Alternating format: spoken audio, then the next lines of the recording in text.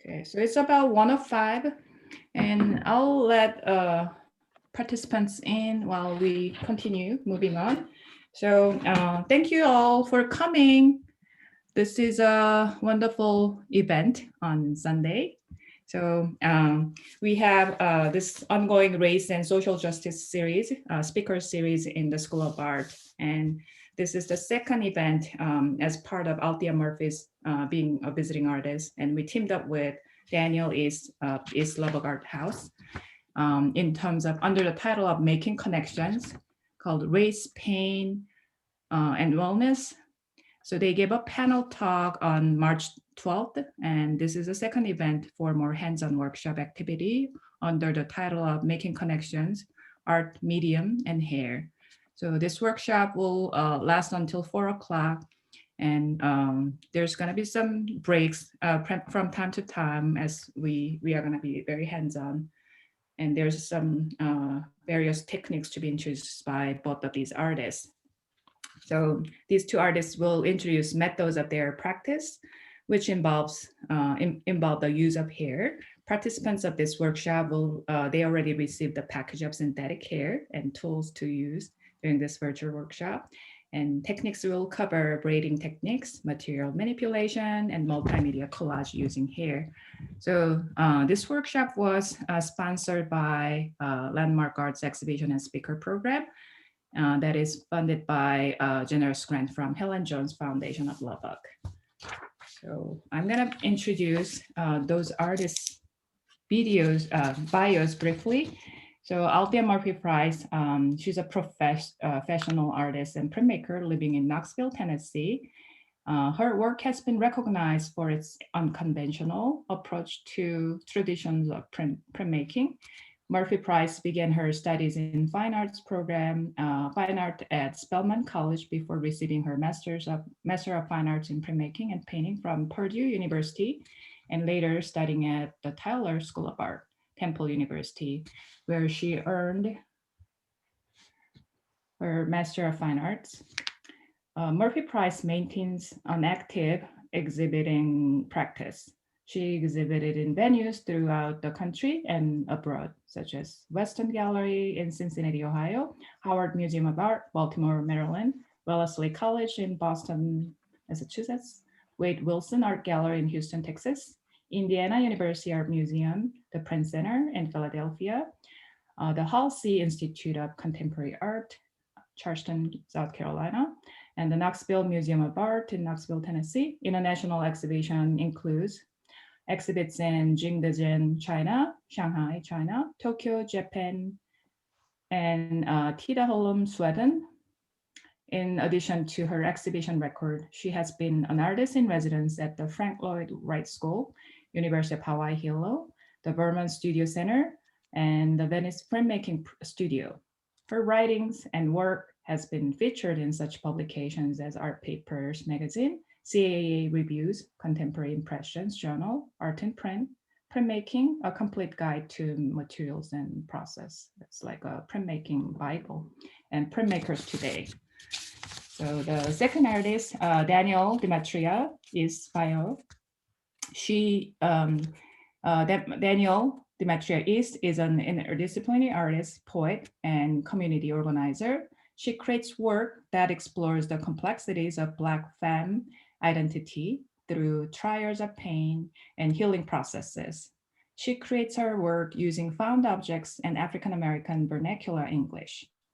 He spends time researching the effects of the arts on marginalized individuals through community-based art initiatives. East currently lives in Lubbock, Texas, where she's one of the 4 artists in residence at the Charles Adams Studio Project and the founder and director of East Lubbock Art House. She's originally from LaGrange, Texas, and is a recent graduate of the University of Mary Hardin Baylor, where she received her Bachelor of Fine Arts in Studio Arts, while being an active member in the art community and holding various positions on many nonprofit boards. East has participated in many events such as the monthly First Friday Art Trails, curated current exhibitions at 5 and J Gallery, the Black Women and Epoch, and has participated in the Texas Tech University School of Art, Race, and Social Justice series, where she presented the virtual talk, Why East Lubbock Matters, Art and Activism in Segregated City. She also co-hosted the Lubbock Juneteenth 2020 celebration after it was canceled due to COVID-19, and has assisted in many community projects and art initiatives. So Danielle, feel free to introduce the current exhibition going on in your space. Would you? Yes, for sure. Do you like me to do that now or? Yeah, you can go ahead and do it now, then we'll share some screens later afterwards. Cool. Yeah, so we have a show up. It's basically our first solo art exhibition. So it's our first showcase. It's been one artist that's just had all their work up in the space themselves. So we have work from Jane Lindsay. I know that Jane studied at Tech for a little while, so I mean, she told me.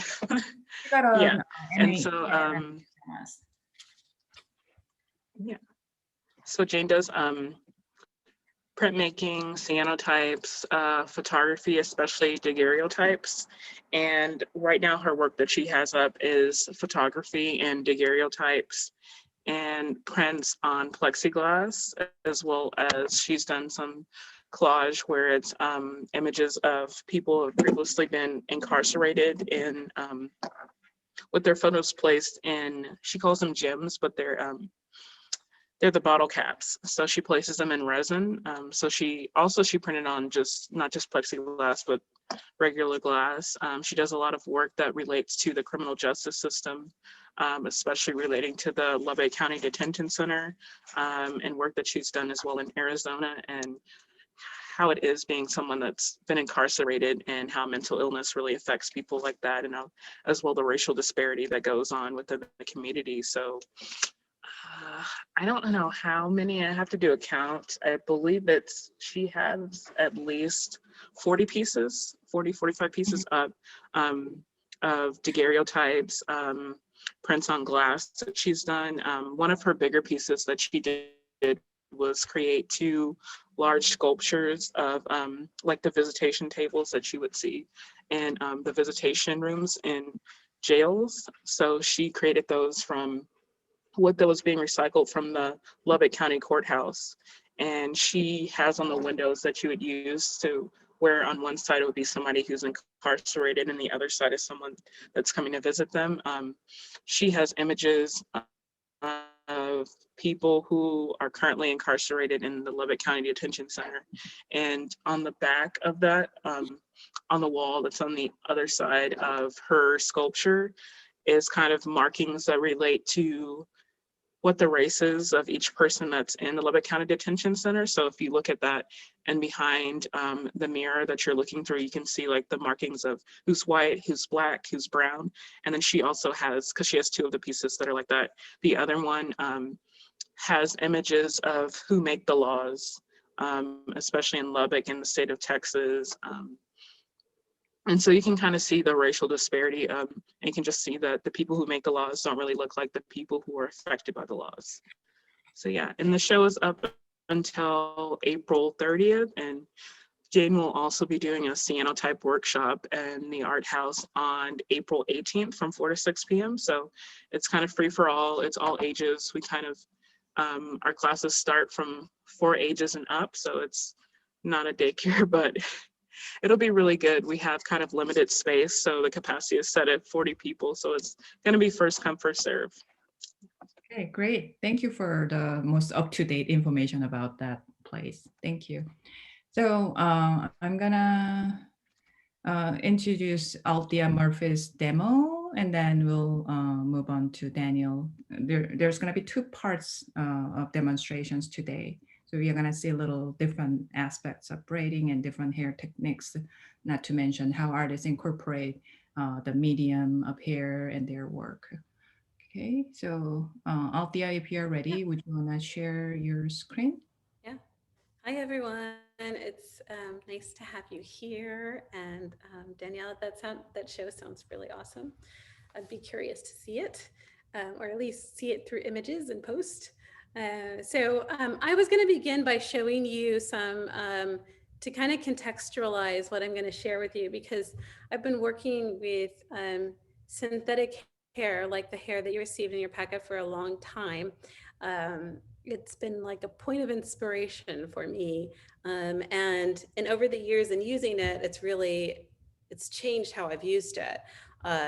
It's always something I'm trying to kind of like figure out something else new out of. So I would encourage you, I mean, to keep that thought in mind as we do this workshop, that, you know, whatever you can, you know, think and invent, of course, can be, is another possibility. So I by no means have all of those. So I was going to show you some images of my work to kind of contextualize this. And so let me go before I say anything else.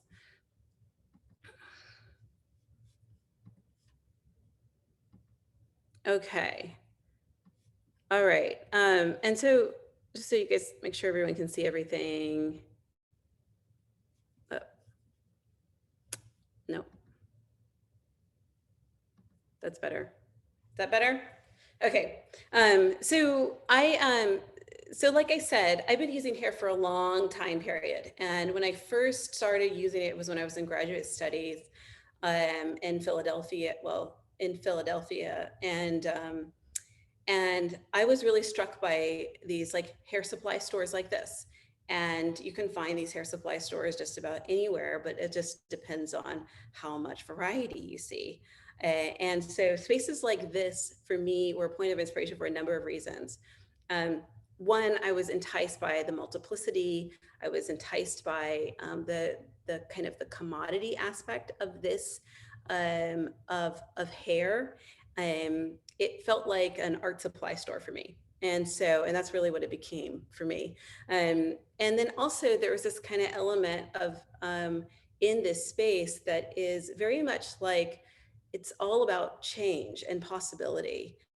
And so I saw these as eventually this space became, to me, to be more significant as this like possibilities of an interchangeable identity or interchangeable self. And so the very first thing that I did with this hair was make this large print. So it was like, I was enticed by this replicas, in essence, by like the multiplicity of all these products of hair. And then I just started making with it. And so this is a screen print, and it's pretty large because they are exactly the same size as the hair itself, right? And so I did a print like this, and I did another print like this, where this is a etching, but it's done by the same means. So using the actual hair material as also object and image and texture and all of those things. So it's kind of it has served me in this way for quite some time since then. So the other thing I was really enticed by in these stores in this space was images like this that I would see in the packaging, right? So images that to me communicated this somewhat kind of foreign or different perspective on the products and made me question who's marketing these, right? And so, you know, so some of these pieces like Urban Beauty and Silky and Jumbo, right? Or like name brands that I still have many of which. I did not alter those. Those are the brands. And so, so I've explored those titles in that way. Also really early on in exploring and using hair as a medium, I made this piece. And I think this is like, I was making this at the same time as I was making that big print that I showed you. And this is just a swatch of hair. And as clearly you can tell, I was studying printmaking. And so I decided to print directly on it, right? And so you can faintly see here how the ink sits on the hair fiber. And so like along the lines of the work I just showed earlier, right? I was concerned by what I saw used to market these products, who they're marketed to, and this general kind of disparity between that space, place, and then the environment of the home, right? This like personal place. So I've used this in a lot of different ways over the years. And so these are just some examples, little snippets of lots of different ways that I've experimented with it. And all of this is synthetic hair. like the hair you received in your packet. And I've done different things that are sculptural with it. In general, that's kind of where all of the direction of my work has gone when I've used synthetic hair for the most part. And so this is one of those pieces, again, really early on, pieces made with synthetic hair. Another one where I constructed these flowers out of the synthetic hair. The parts of this piece that are not synthetic hair are these like pearl tipped pins. You can kind of see the white dots in there, and these like silver leaf, like from artificial flowers. This is another piece that I created, which is just completely fused heat hair, fused hair, synthetic hair. And so, and this is another one. This is one of the larger pieces that I created. It's about 15 feet in length. But there was a kind of a number of things that were still enticing me, but kind of took different form. So there's, and the main thing is like replication, and then the association relationship for me in making this work was through labor, right? So how much, this like time, this need, there was this kind of also this interest in thinking about obligation in that way. So it's running again. So that's that piece there. And that's a detail of that piece there. This is one of my favorite hair colors. It's the hair I'm going to use today for the workshop, which is 613 platinum. And another piece, right, with colored hair, and this is synthetic and it's glue. And so for me, this material has become more than just, you can tell I refer to it as a material or a medium. So I think about it as a medium first before I think about it as hair. It carries with it all these other associations, which are cultural and personal. The other thing is, in addition to hair, that I'm going to kind of talk about today is this same space. We have like the decorative aspect, right? The decorative element. So we have accessories that are like these accessories used to style hair. This is just an image of beads, of course. But I have been very inspired by that, by the color, by the interest in directing towards, in terms of marketed towards youth and young. And so I've worked with this in different ways as well, but most of which have been expressed through like 2D medium. And so this is like screen printed here. These are screen printed. So these are collages. And these are some of my barrette collection. And so that's a print. And so I included this because I know that this is in the gallery, right? And so these pieces here are attached on, and they're collage pieces. And they're like those accessories, which then going back to the sculpture has then been used and in my more, in my like digital prints like this. So, okay, so to stop sharing and this is gonna be funny. Okay, let's see. So what I'm gonna share with you today, I have this stuff here, is I'm gonna share just a basic braid, okay? I'm gonna show twisting or 2-strand twisting like this. And you see it kind of just holds itself because it's like kind of like a rope, right? This is the same twist, but this is with these like, oh, can everyone see okay? Is it clear enough? Okay, good. With these like accessories added, there's like some of these nice like little like cuffs, and these are some of the things that you got in your packet. So we'll talk about that and beading up. This synthetic hair too, can be altered too. So I was going to show curling it. So 2 kind of heat methods. One is curling and the other is fusing, which is what I've done predominantly for most of the work that I just showed you. And so materials that were not included in your package, that if you wanted to follow along today, and if you don't, no big deal, right? You'll like see them. Is a curling iron, not a curling iron, rollers, like curling rod, right? Like a roller. This is like, I like these that are used by beauticians, but anything will do. And actually I have some alternatives for that. We can do knotting. And the other thing is an iron. And for those, it wasn't included, and this is my oversight, but I'm still going to show you anyway, is parchment paper. And so if you're at home and if you bake, if you're one of the bakers like me, then you have some parchment paper. And so parchment paper will work too. And I swear by it. So, so the things that I'm going to use are, I'm going to use this, this beading wand here, and we'll use these small rubber bands and some of the bigger rubber bands and beads and whatnot. Okay. We'll also use the comb too, but the comb it's only as needed. Okay. All right. So let's see if let's see how I'm gonna get this set up. So first things first. Okay.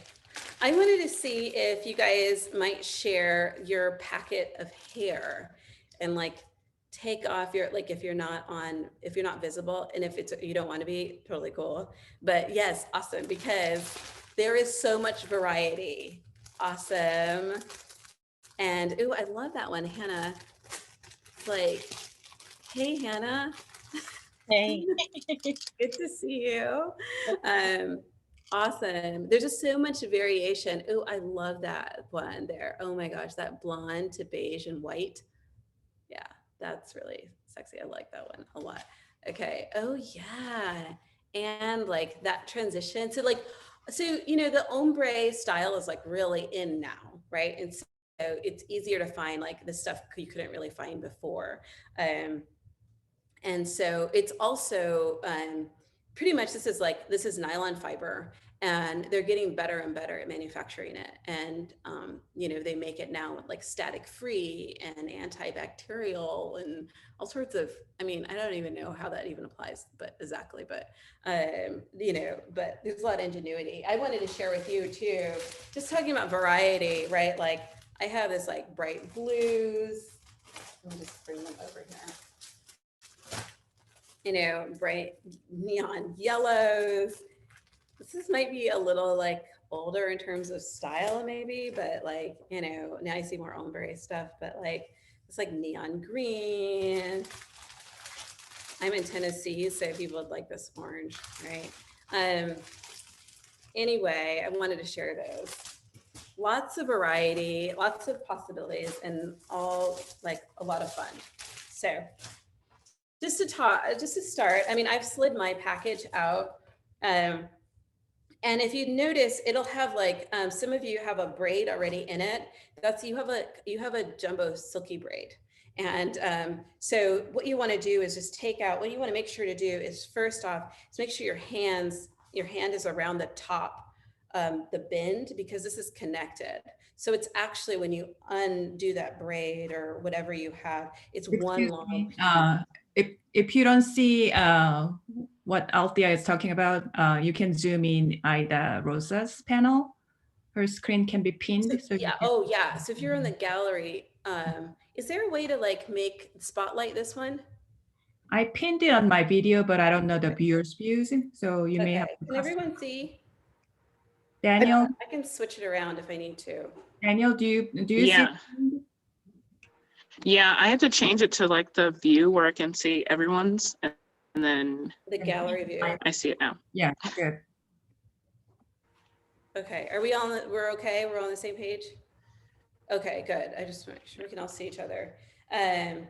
It's so important because it's all like, it's a bunch of loose filament in essence, like really refined, like fishing line, like in a way, you know, that it's easy to get it tangled. So, you know, holding it at the top is important, but we're going to take, so if you take that out, you want to take off the rubber band, which is just looped around the top, just holding on to it still. And I'm gonna get this out of the way. Okay. So what I'm gonna do is I want you to divide it, because we don't need to use all of this. We're just gonna use a portion of it to begin with. So so if you can see my hands here, or I'm gonna like show here too, I'm gonna pick kind of the center here. And it's good to even like if you're like sitting down, it's good to stand up for this because you need enough room and you'll get it all over the place. What you're gonna do is you're gonna pull, seems like, yeah, obvious, so easy. But when you get down to the lower part of the fibers, it just, that's where it gets a little messy. So you're gonna pull it apart. And like, I kind of practice this like snapping often. So you're gonna divide it in half and then we'll divide it in one more half. So let's divide it in like one more half. So quarter. So the excess that you have, if you have like, you know, doorknob, or I put this on the doorknob all the time. Doorknob will work well, or just lay it, you know, lay it somewhere.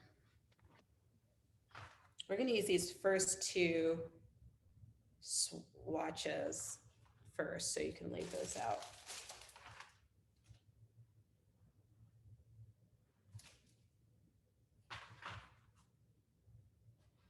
Okay. Okay. All right. So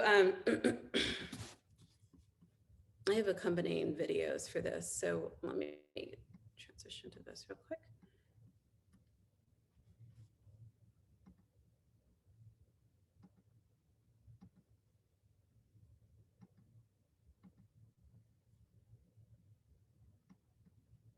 Okay.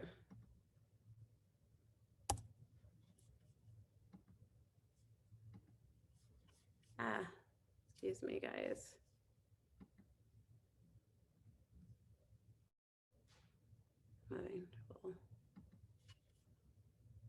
Okay. All right. So first thing we're going to do is just a basic braid. So what I would suggest is if you have a place to work, like I like using the doorknob handles, but like the edge of a chair, the leg of a chair, this is a stool, as you can see here. And then I'm using a stool. So we're gonna do this first.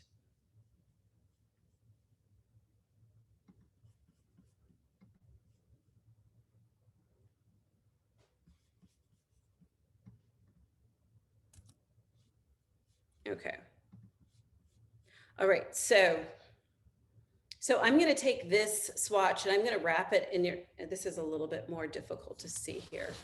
See, I'm kind of switching back and forth. I have this stool here. So I'm just gonna wrap it around this rod here. So we're only using half of the length, like we're not using the full length here. And then if you take one of your rubber bands, I'm gonna take one of my small rubber bands, but you can use one of the larger ones too. Actually, I'm gonna take a larger one so it's easier to see right now. Okay. So then I'm gonna just tie this over it. So I'm gonna thread it through. Can you show the top part? Oh. If you transition, here we go. Let's see. Can you see, if you switch your screen to the gallery view, can you see me?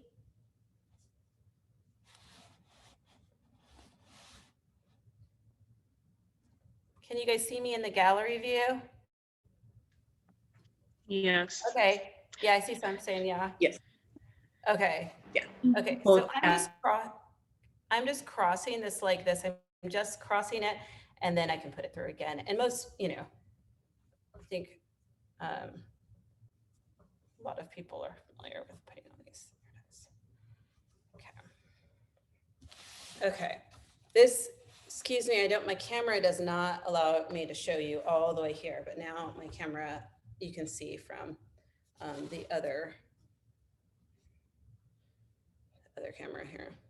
Okay, you can see this length. I have to start. Okay, so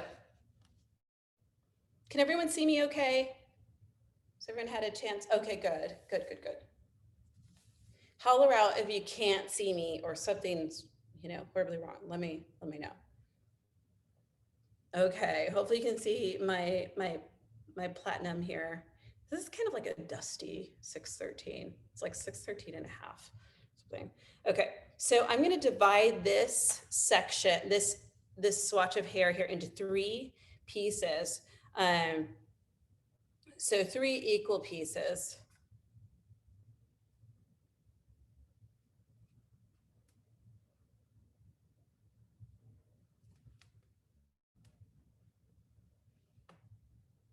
Let's see if we can even mine out a little bit. I'm cheating.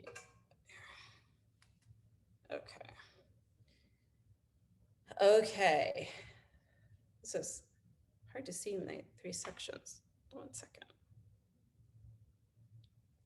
Let me get it further down here so you can see it. Okay. I need to. Oh, here, I know what to do. Okay. So you can see better. Okay.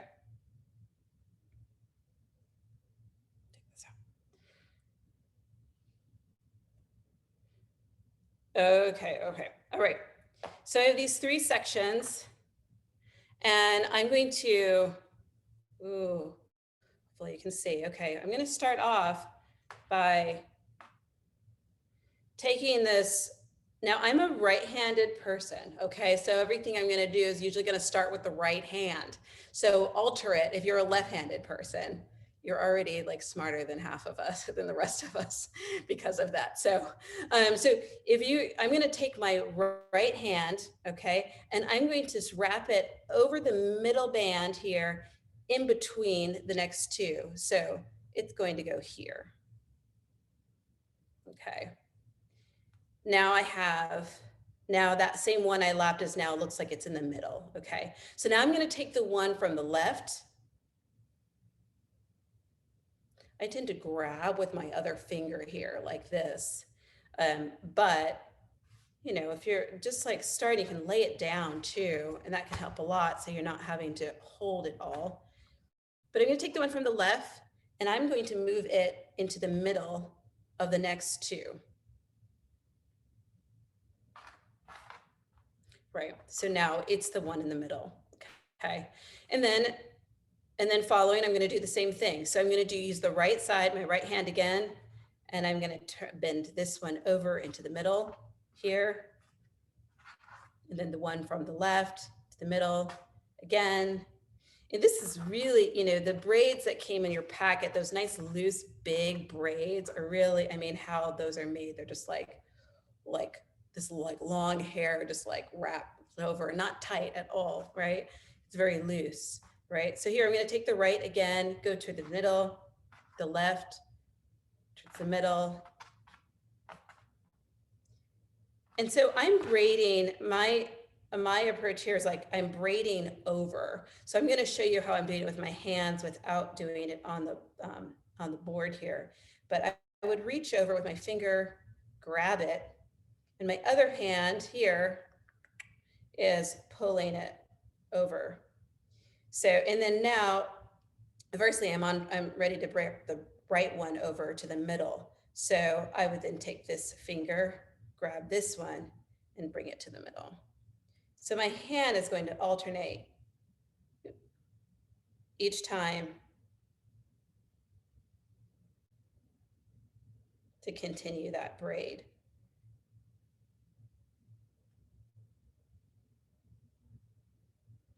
Now holding it up like this, you can see the braid more clearly because it's tighter. How tight do you want it to be? And so then, well, so when I'm holding it down, when I was leaving it down, it's very, it's very loose, right? But it doesn't matter. It doesn't matter. So, and it's worth, I can always do it again too. Don't like something. Okay. All right. So we're really alternating left, right, or excuse me, I'm saying right, left, right, left. The screen, I'm sure, is reversing that too. So a lot of reversing to think about. But so I'm going from right, which on the screen looks like the left. So, but I'm using my right hand just to tell you in towards the middle, left in towards the middle, right in towards the middle, so on and so forth. Okay, so my break completed. Okay. All right. When you're working on a doorknob handle, it's real easy to take this off and then switch and work on a different piece. But when you're on this rod, like I am, it's a little bit more difficult. So I would say just leave it on here. You know, if you're on something, you can't easily just take it off. And so, okay. All right. Any questions? How's everyone working with it? It's kind of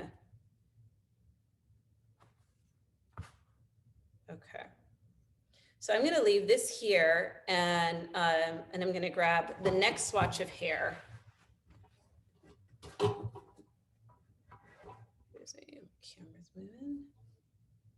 Just trying to get it a little bit so you can see a little bit more.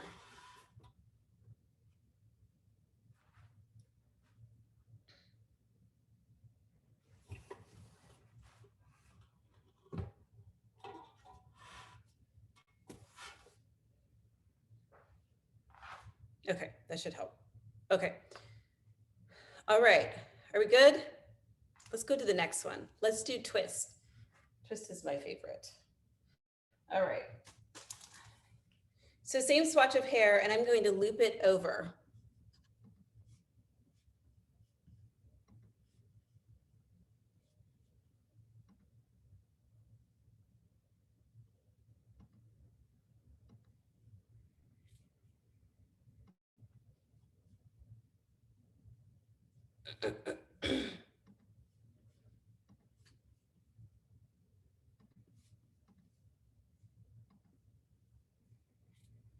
Okay, so I'm going to loop it over right now.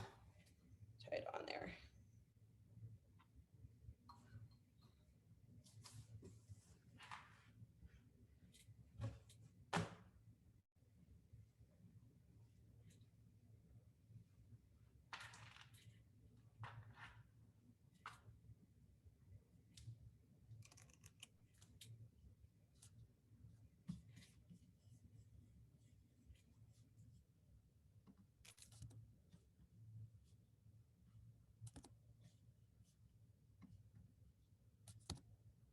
Okay. All right. So, oh, I want you to see me. Messed up. Okay. So, a little bit better setup. So I'm going to tie this one. So hopefully everyone's tying their hair onto a support.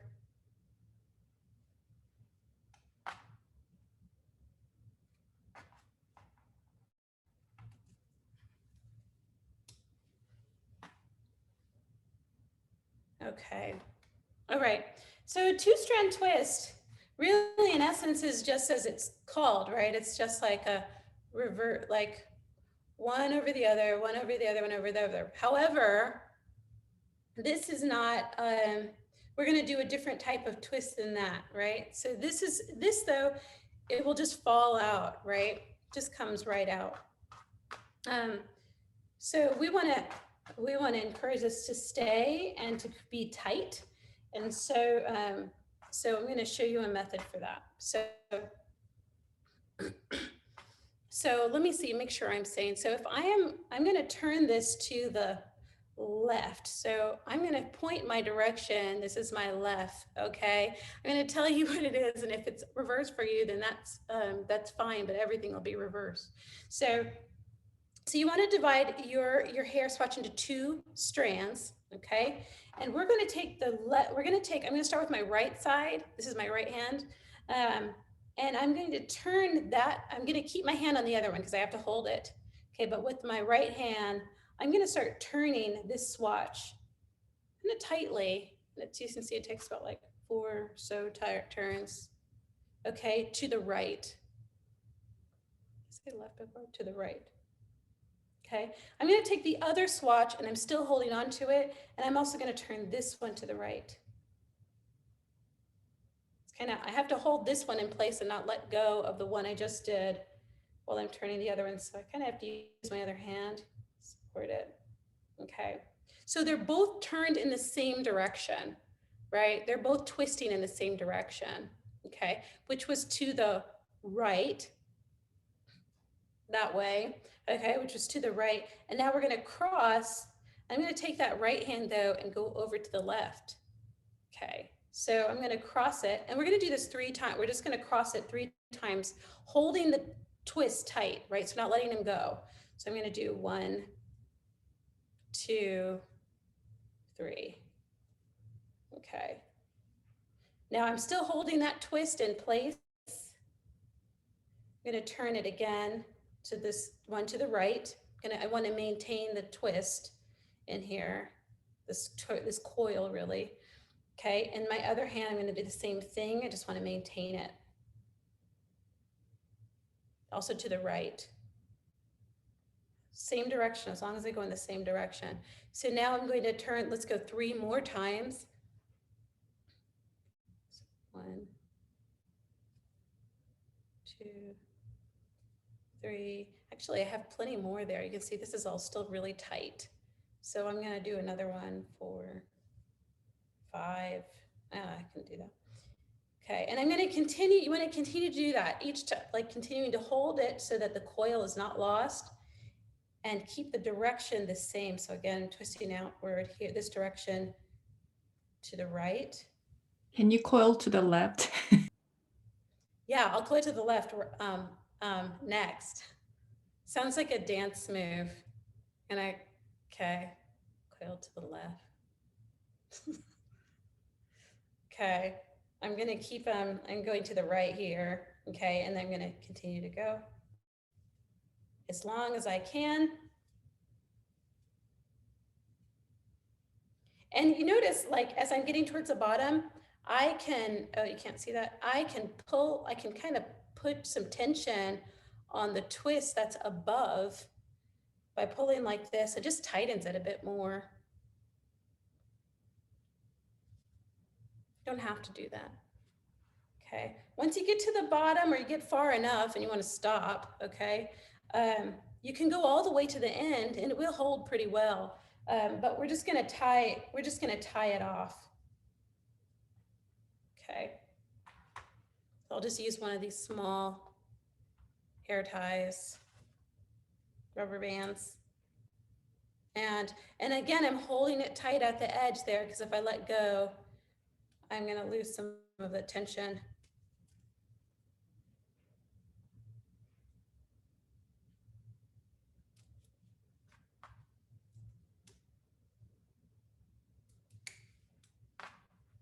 Okay.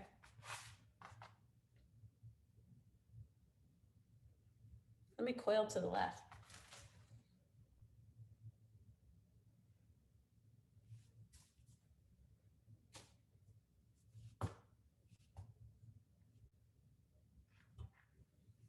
Oh.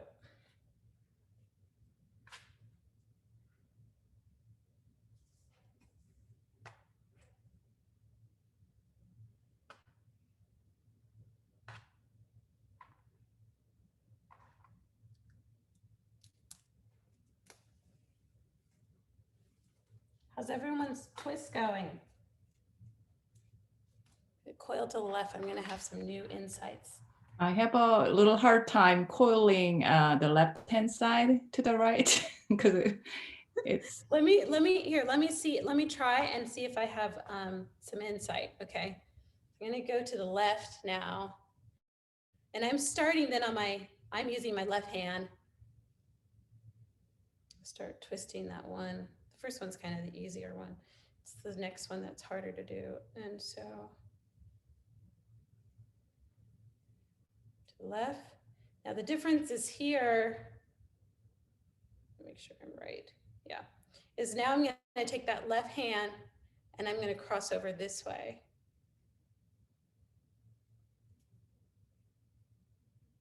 Okay, so I crossed over to I took my left hand, I crossed over to the right, and now I can just continue to cross them.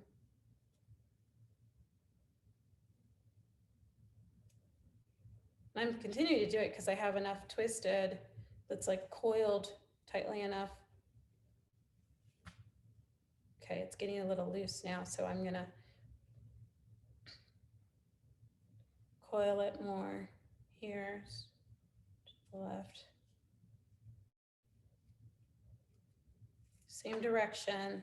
The other one is in the same direction. That's really the key thing, is that they're in the same direction.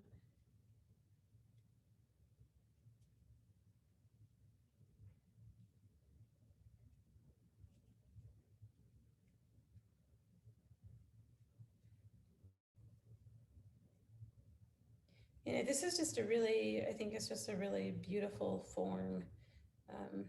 It's in simplicity.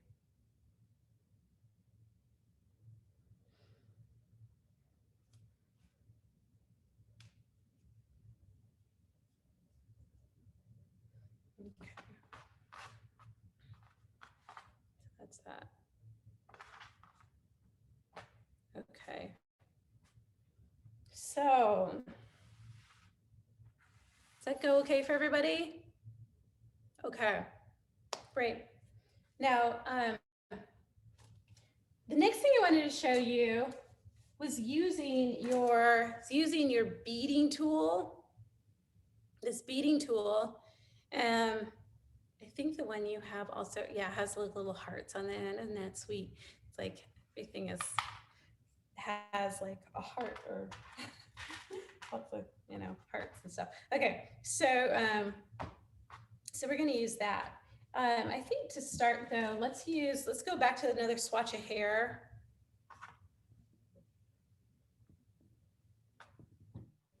A couple of ways we can approach doing this. I'm going to show you the example that I had before, which is one like this. So I can show you both the twist, this applied to the twist, but I'm going to also do it on some small amounts of hair so I can insert the beads in. So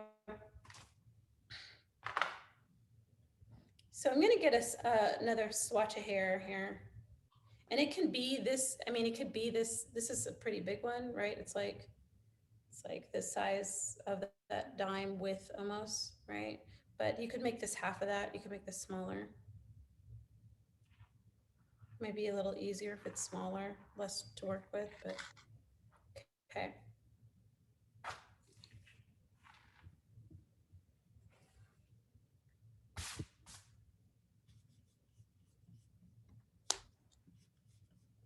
Okay, let me grab my stuff here.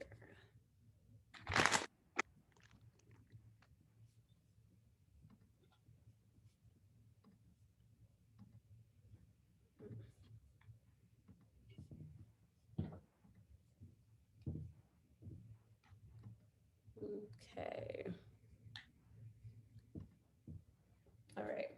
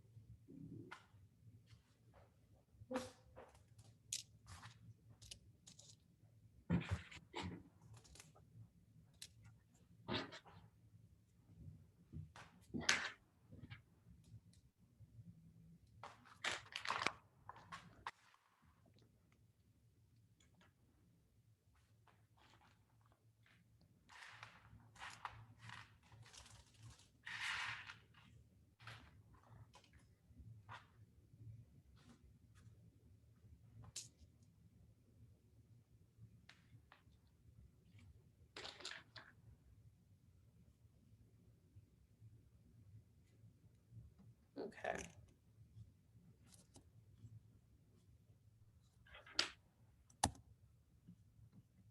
I'm having a problem getting it done. Okay. All right. So, anyway, it keeps doing that. Okay. So I have another swatch of hair. We're going to use the twist and apply this to the twist, the 2-strand twist. This is another swatch which I've divided in half. We're going to work on just one side of it first. Using the beading tool, but this is too much hair to work with, so we're going to need to use small amounts. So if you can see here, I'm just taking out about like a small amount, no more. I mean, it should be about like no more than like 1/4 of an inch in width, maybe a little smaller than that. Okay. There is a ton of history and associated with both accessories and beads and braiding and African American culture. And beading is one of those things that has has taken on like new form and continues to, but was, at times in slavery was used as a form of like communication, or could be used as a form of communication based on how hair was braided, or even to carry things in the hair, like food and things like that. So things that needed to be hidden. This beading tool is great because it's a really long one. Most of the ones you buy, you get in this, you actually get with this packet of beads is like much smaller than this. But the thing that's great about it is you can put a bunch of beads on it. So if you have whatever beads you have, right? I have some of these like wooden crazy geometric ones. Okay, you're gonna just put it through this. See that? I'm gonna thread it through this wide area here, and just slides on like that, and let it travel all the way to the end, to the heart there. So whatever pattern you want to make. I have some of these like colored beads. I wish we got those colorful beads. Huh? We got wooden beads. There are not that many on each kit, so sorry about that. Okay. Oh, good. Yeah, Hannah. Yeah, I can see yours. Yeah, those are nice. Nice. Yeah. I found some there's all sorts of, really any of these beads do. Any beads, could serve. I think with the color, it's kind of easier to see for this purpose. But okay, here we go.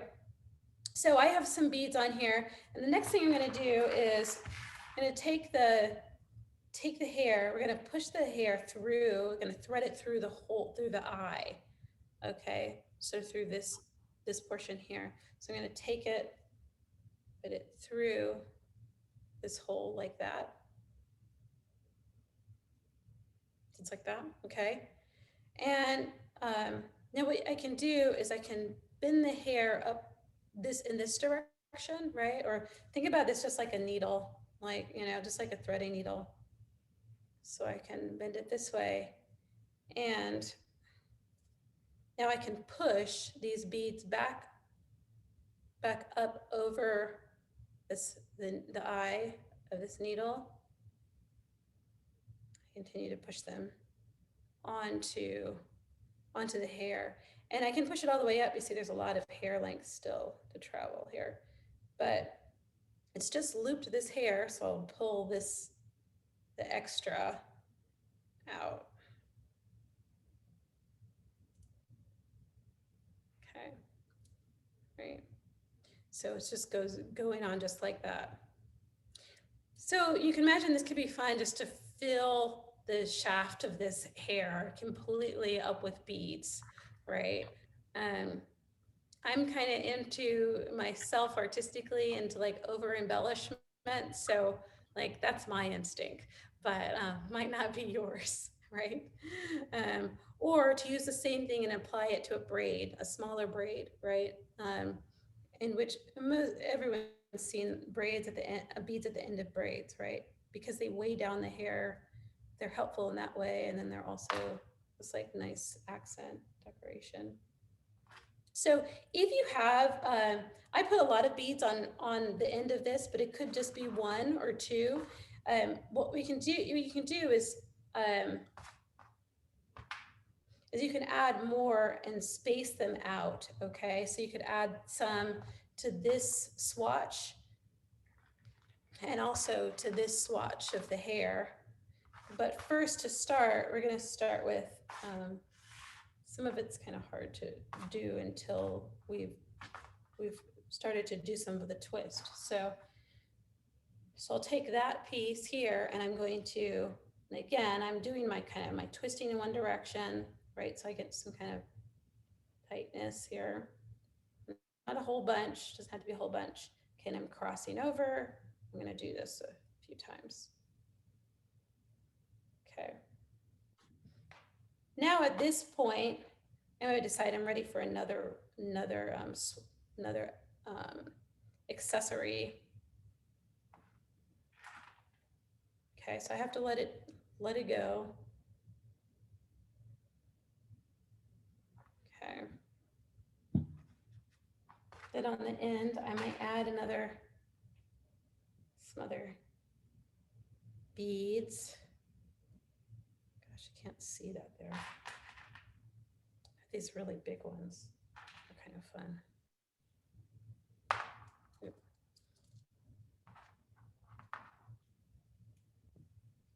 Okay. Put in through the eye. And then I could just push it onto this like shaft of hair. If you have too much and it's really tight, you can still, I mean, you can kind of force it through, but you might have too much hair.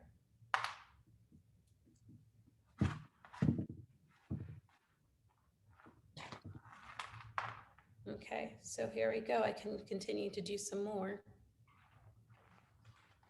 Just giving it a little bit of a light twist.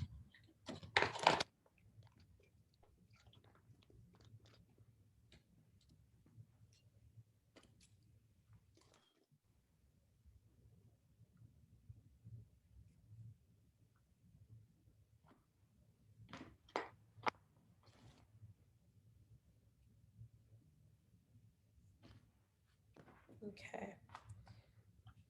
Might take another swatch there. My beads.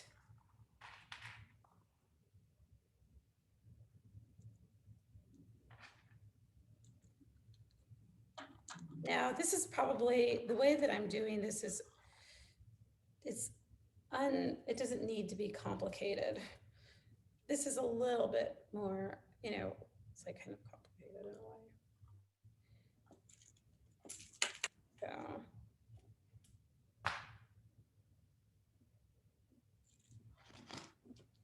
Back to twisting.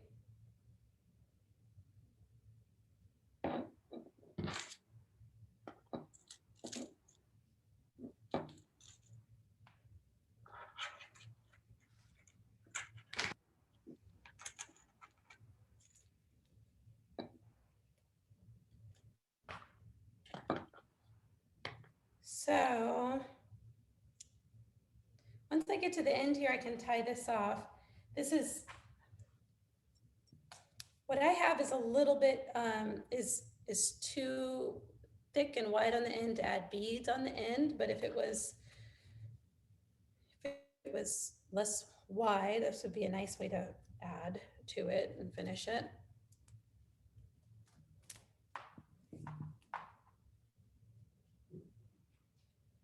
And one very clean way, so that's that there.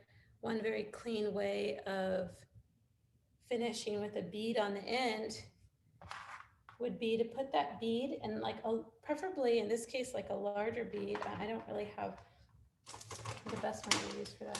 Let's see. Or in this case, this is kind of big, but a series of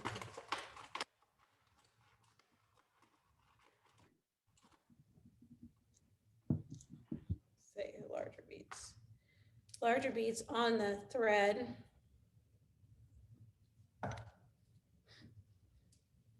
for kicks here. Let's see how well I can do this. Throw this on here. This is a little big. I don't think it wants to fit. It's too tight. But let me see if I can still show you what I was going to say. Okay, so if I thread this on the end and I want to bead on the end like this, you guys see that? There we go. If I want to bead on the end like that, the cleanest way to finish that off, and I have the hair here, is to bend that hair over, to flip that hair over, and to tie it off with another little small rubber band. So I'm taking the end of it, the tail of it there, flipping it up towards the rest of the hair, and then wrapping the rubber band around that base.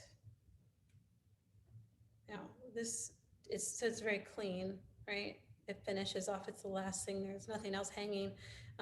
This does not look right, but I wouldn't do it that way. I mean, you know, you need to do it with something less thick than this, right?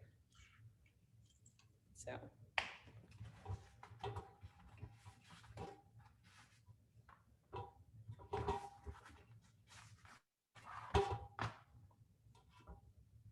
Okay. Uh-oh. I lost my video.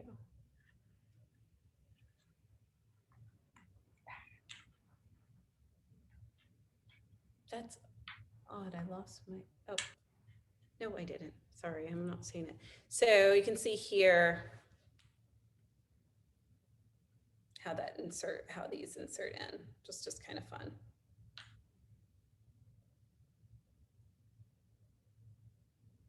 Right. So, okay. How are we doing? I have 2 more short things to share. Did the beading go okay? Yes. Yeah, okay. I figured it out. Figured it out. Good. Okay. Yeah, I could tell when you have too much hair Right. and why you would want bigger holes in your beads if you wanted to do that. Right. Yeah, most definitely. Okay.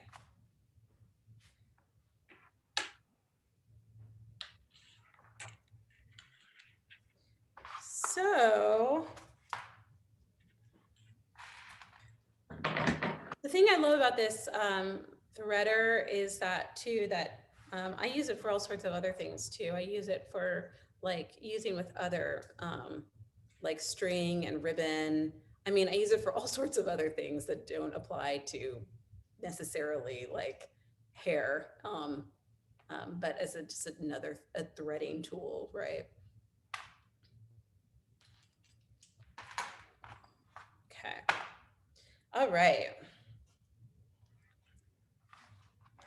So, You here's ever something I use want. a comb? Excuse me. Yeah. You ever used a comb? Yeah. In fact, that's what I was gonna grab out next. Yeah, my bottom end of the hair got all tangled up, so I had to. Well, the combs that you have are really great because they are, I'm just trying to find a good swatch of hair for me to use here. This will be a good one.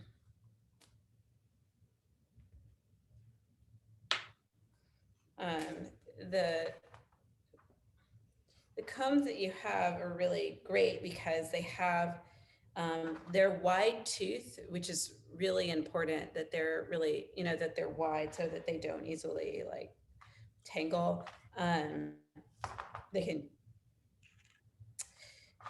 so that they're not picking up everything, but they're just kind of organizing the hairs, the strands.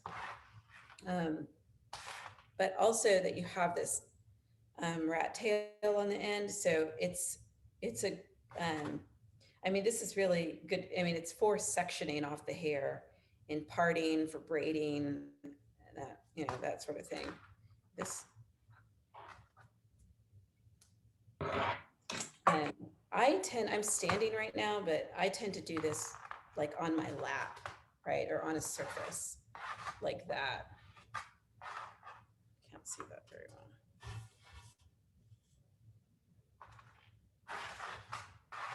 Right, so that it's like flat down.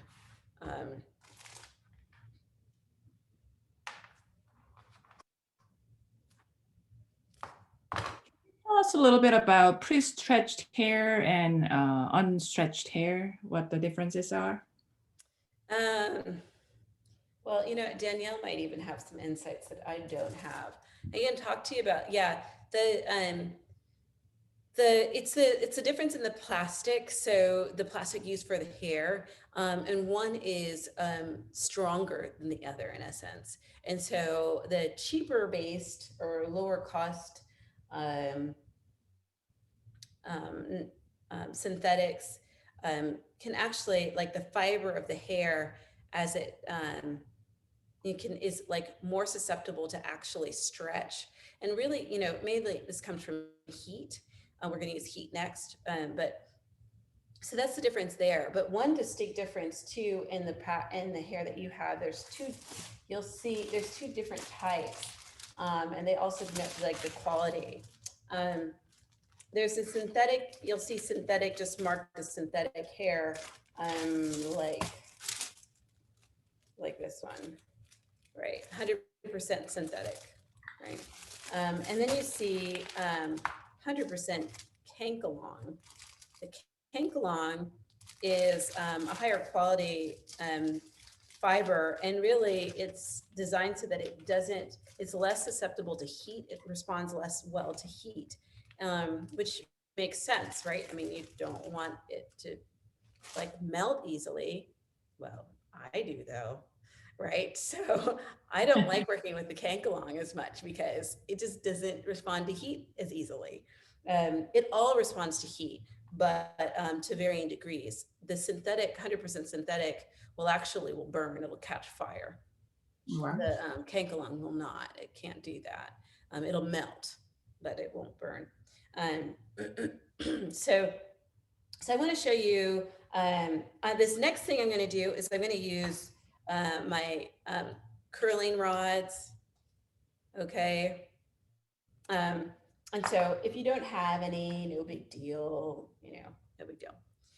But I'm not going to tie this on anything. I'm just going to tie off, again, I'm going to use just like half of this section. So like this, I'm going to tie it off here at the top. Okay.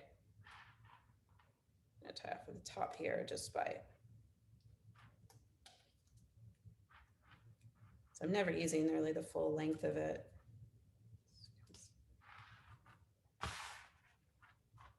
Okay, just like that.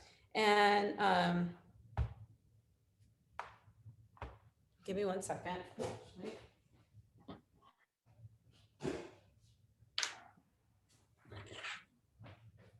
Oh, I have a video for you.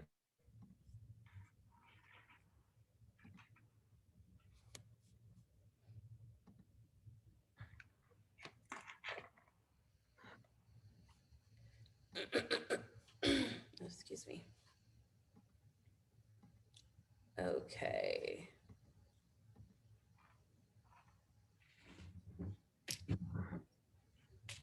I'm going to get my rollers, I would call them rollers, in the hair while this video plays.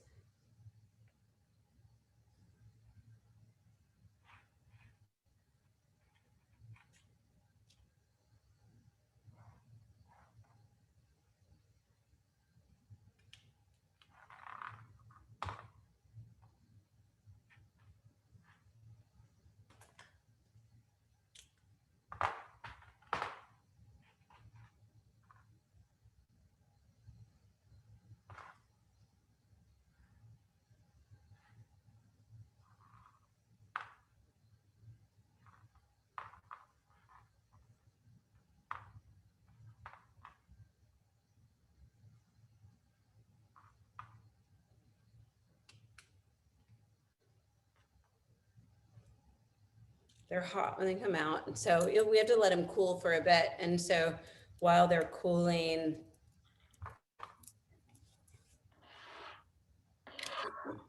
I'll show you the fusing. So I don't want to go over my time.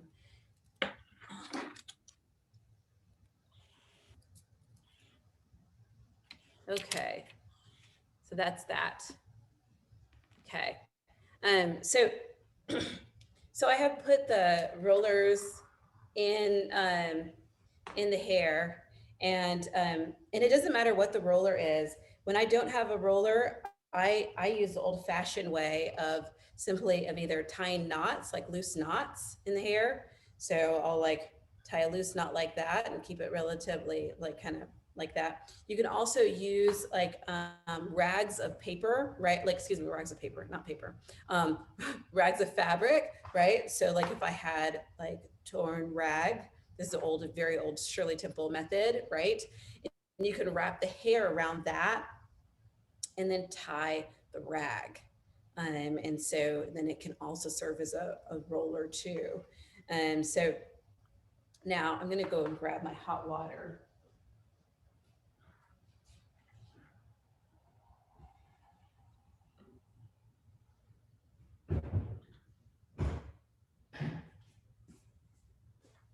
Okay. And so then when I'm setting it, so I'm letting water completely boil and then setting it in the hot water, and it doesn't take that long for it to set, excuse me here. It doesn't take that long for it to set. I usually count to 15, like 15 seconds, 30 seconds, depending on how hot it is. But you know, the lower the temperature, the longer. And then just wanting to take it out, dampen it, and letting it cool with the rollers in, right? And so as it cools with the rollers in, pretty much sets it.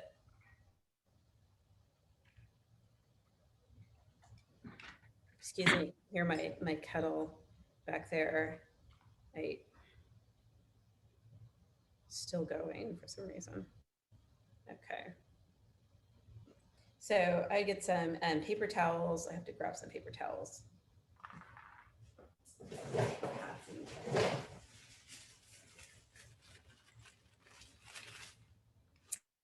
Okay, squeeze the water out. And I'm just gonna let those dry, okay? So that's one heating method that I wanted to share with you. And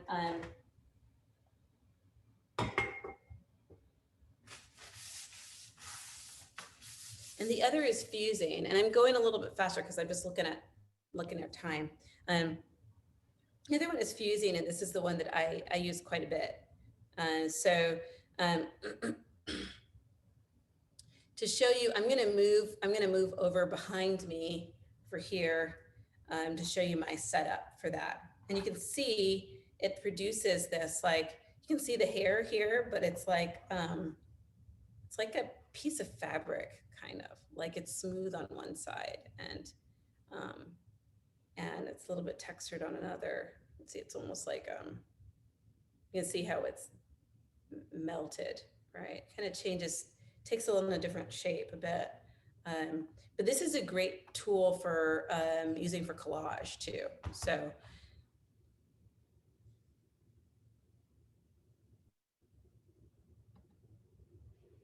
just going to move.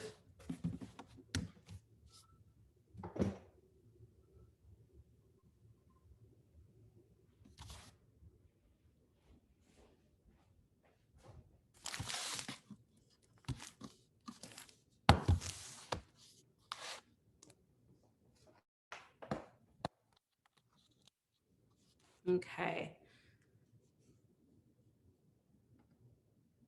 So now I'm on the other, the image that had my,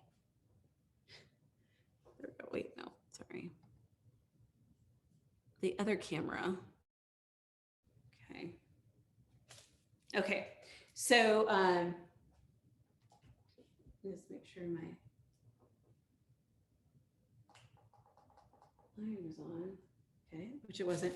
Okay, so So this is, I thought I would share with you, this is one that I've been doing, working on another piece, but this is parchment paper, and I have I have an iron, and you want to get it heated as hot as it can go. So I said that I put this on like the linen setting, right? And other things to consider as well. Just to show you guys.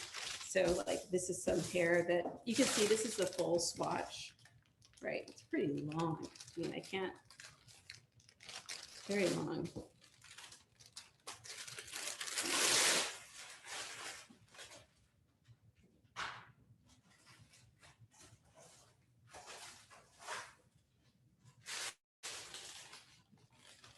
Okay.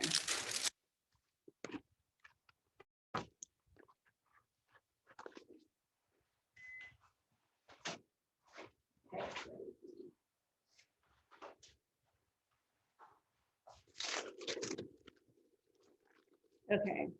So, so this is really as simple as, I mean, as it seems, but it's the real trick and key of it is using the parchment paper. So the example I showed you before, I just kind of flipped some of it down and kind of dispersed it like that. No, like kind of irregular arrangement, but this time I'm gonna arrange it so it's like vertically moving left and right, up and down. And I want to space it out somewhat. Okay, and then I'll put the parchment paper on top of that.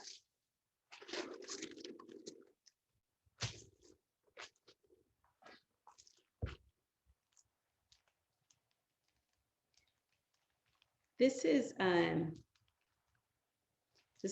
I've never demonstrated this before. So you guys are my first people to share this with. This is like, oh, I don't know, I've been kind of excited. It's like, wow, I've never done this before in front of people. This is just been Our honor, Althea. my private secret. Sharing So you all notice how slowly I'm going over this? I'm not showing you guys the video to save time, but so I'm going over really slowly, and right away it's responding.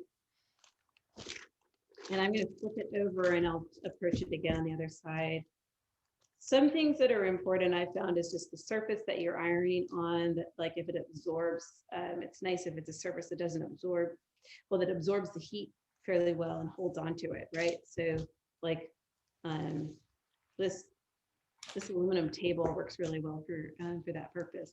But otherwise, if it was like a couple sheets of paper or like a heavyweight paper, that'd be ideal too, right? That kind of keeps it warm. So that's pretty much it. So I'm going on both either side.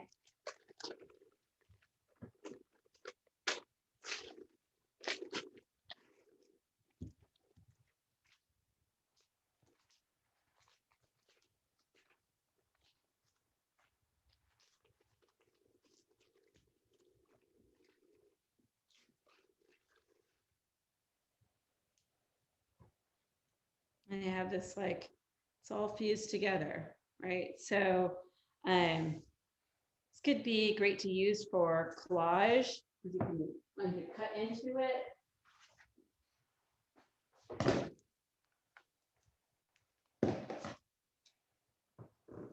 And this is how I've made a lot of my work using this method, right? So it's still one fused body. Okay. All right. There's a risk of burning, Althea? Yeah. Is there a risk of burning? I mean, is there a smell that happens sometimes? Yeah, there's a risk of, there's when if it gets like too hot, right? Well, maybe not too hot, you want it really hot, but if you're like, it does start to fume if it starts to burn, or if it's like seated on too long. Even now, I mean, I'm always worried about those fumes. Like right now, I don't smell anything. I know if I were doing this for a really long period of time, or larger quantities or whatnot, yeah, more than likely, especially as your iron starts to heat up too, like, right? I have to be like cautious about that. Right. So does it feel like cheesecloth or It lace or? Yeah, actually, I never thought about that because I never really shared it with anybody. Well, this side is smoother. This is the first side that I heated. And so or the last one, I guess, rather. This side here has kind of more of the texture of that hair, right? Okay. And so this looks a little bit more like hair, feels a little bit more, but this is, yeah, I would say it's kind of like rough, like cheesecloth. I Maybe like used starch cheesecloth in printmaking. Yeah, like starch cheesecloth, like tarlatan, It looks like but a little bit softer, right? fabric interfacing. Oh yeah, The coarse texture. it does have that look too. Yeah. So, okay. Are there any questions for me? And I'm going to move around. I'm in my studio, so so if there are questions, it's easy for me to answer with examples. I kind of have a question. If I were to use that in a collage, so the glue we received is the tacky glue. And I know with artist books, sometimes there was certain glue that we would use so it would not yellow over time. So I was just wondering, the tacky glue, is that recommended when you're using the hair in collage? That was actually Danielle part, technically. Oh, okay, gotcha. But Althea, feel free to explain what kind of glue you would use. Yeah. I would use for collage, I mean, I'll let Danielle explain that. When I'm building with this hair, I use, I have to use either hot glue or I have to use like super glues for plastic. Okay. There are some, I'm forgetting the names right now, but they're more like chemical based glues, right? Like that mend plastic to plastic. But yeah, but that tacky glue, I think it's gonna serve as well for collage. Okay. Yeah, for collage. Is Althea, is this kind of synthetic hair permanent, or does it break or brittle over time? Oh, that's a good question. From what I've seen, it doesn't, not yet. I wouldn't think so. I wouldn't think that it would break down. It's now there are other aspects of like the things we're using, like rubber and stuff, like definitely, right? Like rubber bands and things like that. I definitely do, but no, I'd have to say, at least not in my, not in my, I don't even want to say how long time using it. You Hasn't. probably have some museum archives collection type of work going, so I'm just curious about that too. No, it's a good question. Okay. Well, that's all I have to share with you guys. I can pass things over to Danielle. If we should, thank you guys so much for letting me share with you. Yeah, thank you so much. Feel free to take a snapshot and upload to the chat box. We'd love to see that.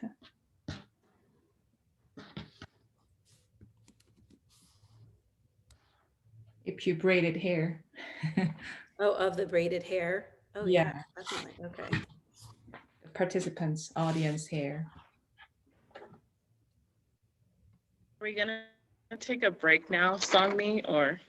Yeah, let's take a 10-minute break while we're switching the gear to Daniel. Let's meet again at 2:40. Does it sound good? Okay, Sounds good. thank you.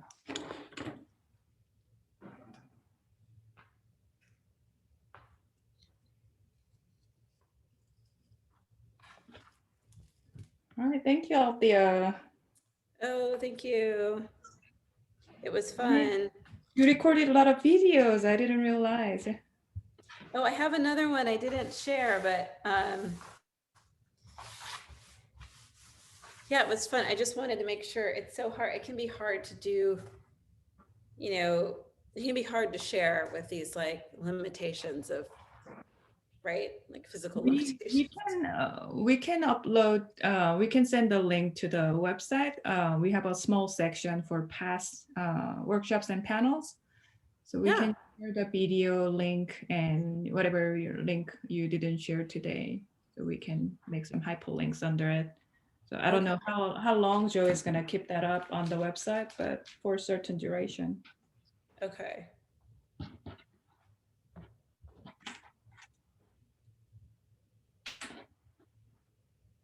I was hoping to wear this sometime, but I don't know how to attach to my hair. So Yeah. another technique.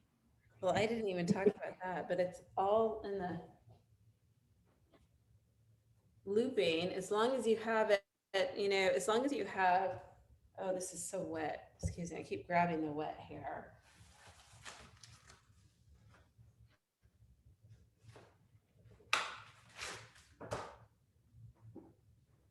You know, as long as you keep this part looped here, right? Like adding it on, just saying to any, you can see because it's bright green, right? It loops straight over, and then this becomes like one of the 3 strands, right? Ah, So that gets a little heavier over there. right. Well, I would never do this. I would never wear that. If it is bright enough, you can do that. Yeah, it's funny. I know how to do it on my own head. I am not very good at doing it on anyone else because I've trained myself to understand it. Use the crochet tools to really knead it tightly so it stays on permanently. Well, it kind of like it when you're doing that, it loops itself. It kind of, I won't say it knots itself, but it's somewhat equivalent. Like it's linked. It's like hooked onto. It becomes. It won't slide. You know. A latch hook tool, right? Latched on. Yeah. Okay. Yeah, this was very informative. Very good. I'm curious about fusing. I like that dimensional quality. Mm-hmm. Do a lot with it. Yeah. So feel free to take a break, Althea. So I'm gonna come back at 40. Okay.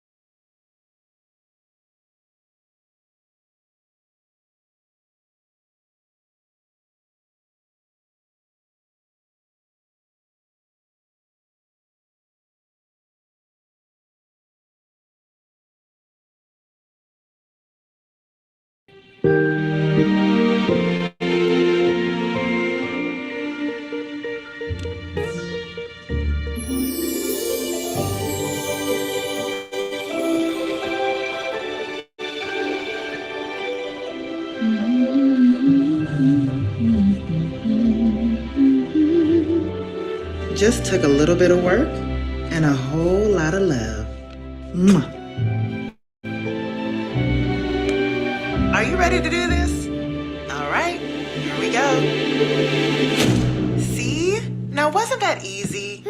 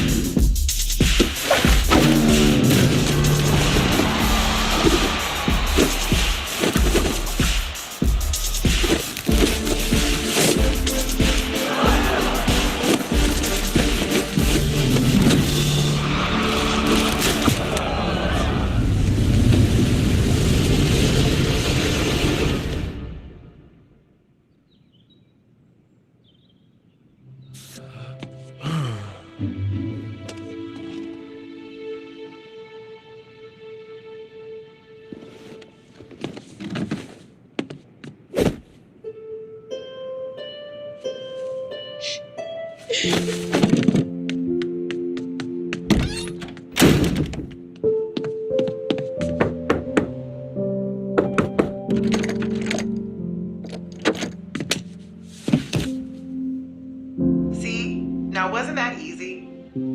All it takes is some confidence and a willingness to get started. And even though I'm not there, I'll guide you through this. I want to thank my very special assistant, my daughter Zuri, for helping me with today's vlog, like always. And remember, the road ahead might look rough, but you can make the journey with a little bit of work and a whole lot of love. Mwah.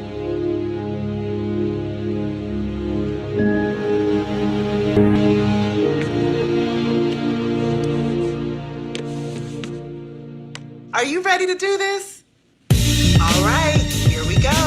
First, you want to moisturize these beautiful thick curls with a leave-in conditioner, which will also help detangle the kinks. Now, part all your hair into sections and clip it away.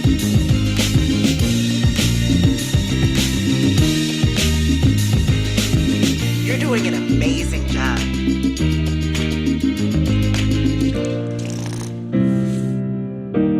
Yay, you did it! That was so much fun.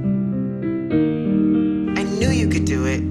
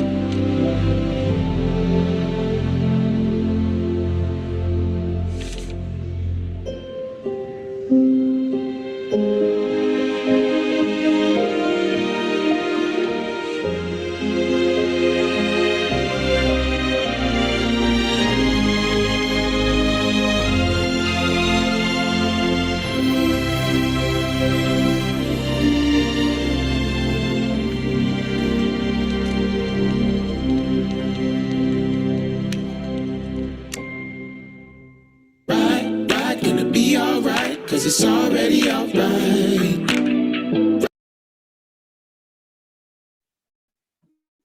So yeah, hair love is really amazing. It's so good. I'm so glad that it won an award as well. So that was kind of a backstory. So I've been doing work with hair and work that kind of relates to hair since I was in college. I'll probably share my screen again and show some more projects that I was doing and some shows that I've been in as well that kind of relate to hair as well before we start and get into braiding. But also I was thinking, Althea, I know you asked me earlier if I braid underhand or overhand, and I guess I braid more underhand actually. So I lied. Let me get out of this. I'm always so confused of how to get out of here. Oh. Okay, but yeah, I'll share my Instagram as well as some other Instagrammers and some friends that do work around here. So one of my friends that actually lives in Dallas right now, she put together a show called Hair Story. So I did a residency at a place called Sunset Art Studios, and that's where I met LaShonda Cooks. So I guess she started working on this show, I believe, in November of last year. So she gathered around a bunch of artists. There were Black women that do work around hair. And she had a show in the African American Museum in Dallas. So, and then I had this piece up, the pink piece. So I did this one. I also do a lot of collage. So I did a piece where it's mostly Black women that look androgynous. Most of these like collages that I do, it's a Black woman that aren't smiling, and then I'll spray paint different phrases like Black girl magic or pretty for Black girl, kind of simple phrases. And then I also included some poetry recordings that I had done in the show. So I think she had one video where it showed that the poetry about Black hair was playing within all of the work as well. So, and this is LaShonda as well. So she made these shirts that kind of go Black hair. She did a screening there was 2 films that played in the parking lot of the museum as well. So you can kind of see all of that. And this piece here by LaShonda, this was actually a chair that I had from the show that I did at Sunset Art Studios, and it was kind of hard for me to bring it to Lubbock, so I gave it to LaShonda, and LaShonda spray painted the chair because the chair used to be red, and she added some poetry to it as well. I'm trying to see if I have pictures, and these are LaShonda's paintings of people getting their hair done as well. So, I don't know, she has a close-up of the chair. But yeah, so she redid the whole chair. It did not look like that before. I just had a plain chair that I found on Amazon, and she took it, spray painted it, made it gold. So LaShonda is definitely pretty amazing. She's a really good curator, so definitely admire her. And then an artist as well, Shawnee Crow. Her name is Crowzilla on Instagram. So let me see if I can pull this up a little big. So she made this sculpture called, let me pull up the name of it. Duafe, a portal to the dimensions of hairdressing and extensions. And she made it for this festival called Afropunk. So at the top of this little hut is full of hair, and a lot of the embellishments, the colors, it's all beading. So she used hair beads like what we used earlier. And she made them into design. So all these colors, it's hair beading. Yeah, I think, let me see if there's a picture of the inside. Gosh. Okay, here's the inside actually. So she kind of did the same thing with the hairdresser chair, but she has a clear chair. So all of this is hair. All of it's beading as well as glass. So I just really love this sculpture. And so all of this is beading. I believe the floor as well is beading as well. So yeah. So it kind of shows the versatility of hair beading. And so these are headphones. So she covered the headphones and hair as well. But yeah. And so I'll pull up mine. So this is a piece that I did I guess in 2018. So it was for my mixed media collage class. So I did a few pieces that kind of relate with hair. And it was kind of like one of the first times that I started like doing embroidery with hair. So I did a little embroidery here. And then I did another piece with embroidery as well.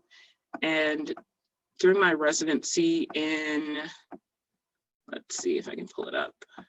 During my residency in Dallas, I didn't make this there, but I braided a lot of people's hair as well. I just invited people to come out and like make stuff with hair as well as get their hair braided. So there was about 3 people that stopped by, got their hair braided during the course of that. And then at the end, we did some simple hair braids and some plaiting. So this was part of a rug that I had. I had this in a few shows, and it was also at Sunset Art Studios. So I made this rug out of synthetic hair like we're using today, as well as within the hair, I combined rice. So it's kind of to relate to the transatlantic slave trade is when a lot of Black women would braid their hair and their children's hair and other people's hair and add rice into their hair. So it was a way to have nutrition. But yeah, so this took about, I think it took me 2 months to work on. So it kind of took a minute. So all this, I know we talked about like collage, and Trisha asked about like different processes. So the underneath of this, because I started with it and it was just like, I kind of worked where I just was like braiding the hair and gluing the hair to itself. And so it kind of got to be wonky. So all this is hot glued onto felt. So there's felt underneath all of this. But yeah, so I think this was about, I think it's 4 feet across. So it's pretty good size. So cool. So we'll start, I guess my subject is back, my art subject. So I'll do some hair braiding, kind of like Althea did, but we're kind of gonna make some like smaller little braids. So this one in comparison, I'll show you, this is the length of the comb and this is like how thick the braid is. So we have my friend Blanca. So I was able to get someone so we can do some braiding onto hair, and I'll adjust my camera as well. So a few things that weren't in y'all's packs that I also have is some tape. I'm not gonna use it on Blanca, but we'll do that for when we're like braiding for the collage. And then a lot of times with braiding, people will use a lighter to kind of burn off the end. So I did it with this braid here, yeah. So I had the end tied with the rubber bands, the little clear rubber bands. And so I cut the little like frayed end off and I just lit the hair with that. And so it just needs a little bit. And so it's not really, it doesn't just catch on fire and, you know, burn off. It usually just kind of goes away itself. And sometimes with the, I'll see if y'all can see it, the fraying of the hair, a lot of braiders will, to kind of make that go away, either they'll dip it in the hot water like Althea did with curling the hair, or they'll use a lighter and kind of just burn it along the edge so that'll go away. But I kind of like that fraying in, so it looks more natural. But we'll work with Blanca. So I use the comb and then I also use some water. I usually have like a sprayer to kind of detangle hair. And then also I use this hair gel. So this is a hair gel. It comes out kind of like a bluish color. So I can get this at Walmart, beauty supply stores. Sometimes different grocery stores will sell it too, but I don't cover the hair with it because it's thick. I just use it kind of to make it smell good, just to kind of give it a little moisture. So I sectioned Blanca's hair, and I'll move my camera a little bit too. We have a hat on, so we're just doing the back. So a lot of times when people will go and get their hair braided, a braider will start with the back of their hair. So we're gonna start with the back. So I have some hair from our pack. So I used about the same amount of how thick the hair was that I pulled apart. So I guess it's not too thick. And so we're gonna kind of do what we did earlier. Sometimes I'll use like a crochet needle to kind of assist, but that's another process. And I didn't bring that. So we're just gonna kind of do a simple braid since we're not gonna keep it in. So basically we're gonna keep it where it's looped over my finger like this and just kind of comb through it and pull at the ends for any extra hair that's kind of coming out. And there's a rubber band. So we made like a small ponytail. So let me adjust this so y'all can see it. It's kind of hard to see, but once you get it started, you can kind of see it better. So we're gonna do the same thing where it's kind of a 3-strand braid. So I kind of tied this over here. And there's different processes to braiding, but we're gonna do it now where it's simple and to where you won't be able to see Blanca's natural hair, and it'll kind of be hidden into the synthetic hair. So I might have to stand up. Let's see.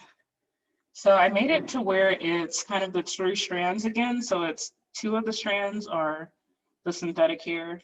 1 of the strands is Blanca's hair. So I have the 2 strands going to the right and their hair going to the left. So I'm gonna take the farthest hair over here and I'm gonna turn it over and bring it to the middle. So basically we're gonna just pull it underneath and I'll hold it with my other hand and I'm gonna pull their hair to the middle. So then to kind of hide their hair within, so I'll take a little bit of hair from the synthetic part and the synthetic part and put it to the middle with their real hair. So I'm just holding it with my left hand and doing all of the work with my Danielle, right hand. can you lower your elbows? Yes. So you can see it. Yeah, cool. Yeah, it's kind of hard to see it when you're getting, because I have to like hold their hair and get it, but it's also really hard when you're braiding your hair yourself. You can't tell. So this is kind of the same concept. You're kind of doing something blind. Cool. And then once I get kind of farther down, you can really tell. So you just have to make sure you're holding it pretty close. So this is kind of the concept. I do it differently if we were gonna keep the hair. Anna, are and you the head, doing but this it is mainly. Are you braiding Levy's hair? Oh yeah, I have my test subject here. All right. Oh. That's cool. So we Yeah, so I'm just going under. So Althea was like moving her strands kind of over. So it's like double dutch. So I'm doing it kind of opposite. So you just keep bringing like each side under and in. So this side under and in. So just use your right hand and go under, inside.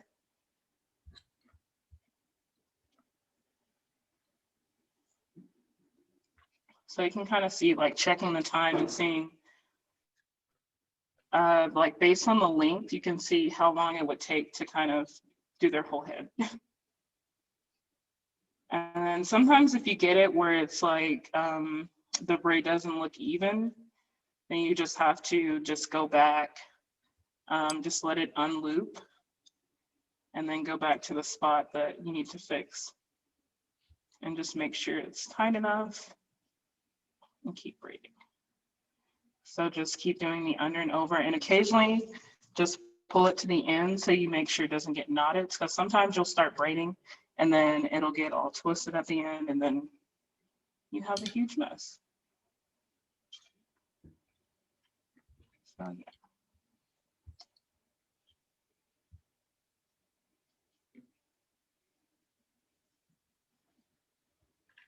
So yeah, this hair can be washed. Usually people will keep it in their hair for 2 weeks to a month, but you can kind of, I can move my camera. You can't really see like Blanca's natural hair. And I can move my camera up closer, but yeah. So I've kind of moved away, like right now what I have in my hand is none of their real hair anymore. So it's just all the synthetic. So it's almost to the end. So with this hair that's kind of frayed at the end, you wouldn't really burn it at the end. You could just leave it really natural, like it looks really free. And if you dip it in water, it'll usually just stay. So we're almost to the end. Blanca's a good test subject. Is it too tight? I don't even feel it.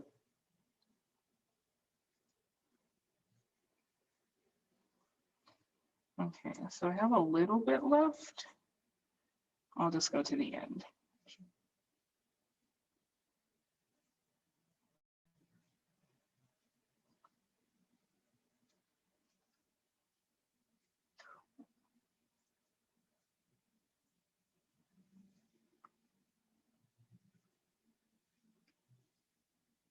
And then a lot of times where it'll be, so you have the 3 sections, and then like one of them might get bigger and longer than the others. So I'll take some hair from one of the sections, like the middle section, and move it either to the right or left to give it a little bit more hair,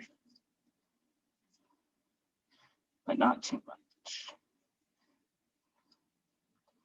And I'll kind of just stop right there. This could take forever.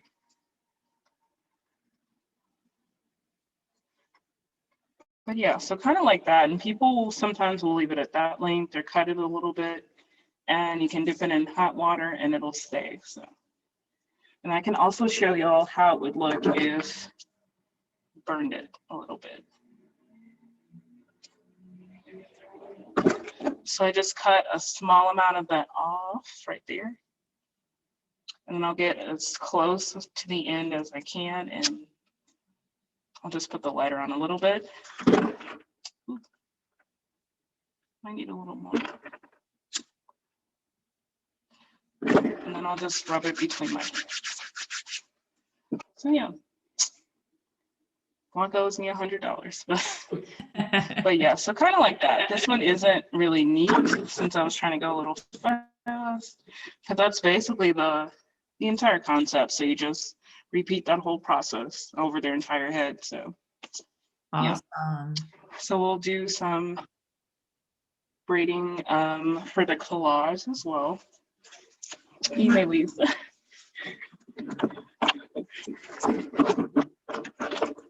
Great.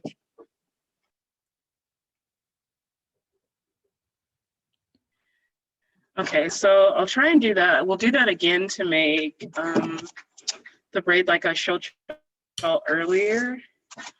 So y'all can section off however thick the piece of hair that you'd like. So this one's about the size of my pinky finger. So.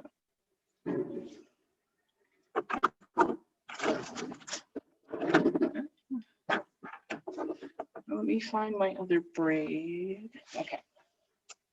So we're gonna make a little strand like this, and you'll need like the little clear rubber bands. I don't know if you can see them. Probably one to start out with. Thanks. You need these scissors to cut that out of your head. If you have a pair of scissors, that's also perfect. Daniel, that's a little smaller amount than what Althea used before. Yeah. Yeah, you can get whatever size. We'll probably try and make like at least 2 braids, but whatever size you're comfortable with. I'd say probably like not too small, not like this, probably a little bit bigger. So just get a good chunk in your hand. I wasted some water, so I'm trying to wipe that up.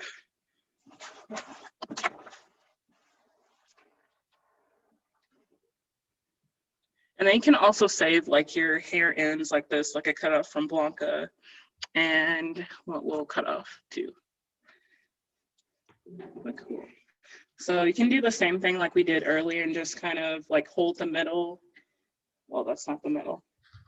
Hold the middle and just kind of pull at the ends and see if there's like any hair that's coming out, any frayed hair. And you can either save it or put it in the trash. And sometimes I like to use hair like in projects that are like hair that's not that doesn't look so natural, where it's like comes to a like smaller end. I usually use some that's kind of cut, so it'll be like an even length. So I'm going to cut the ends of this. So the reason I'm doing it is because when I start braiding it, if I start braiding from here, it's gonna, like, it's not even, so it'll kind of get mixed up, it'll get tangled. So I'll just cut this really quickly.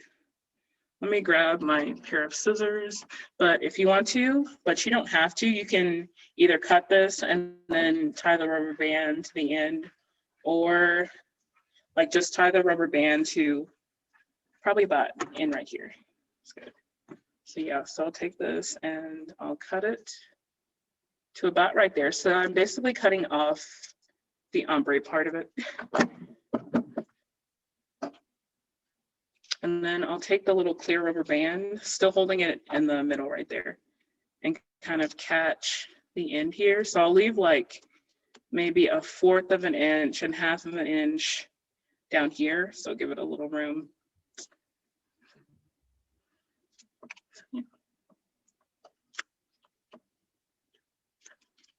So I'll basically just keep tying the rubber band maybe about 10 times, just so it's good and secure so the hair doesn't come out. So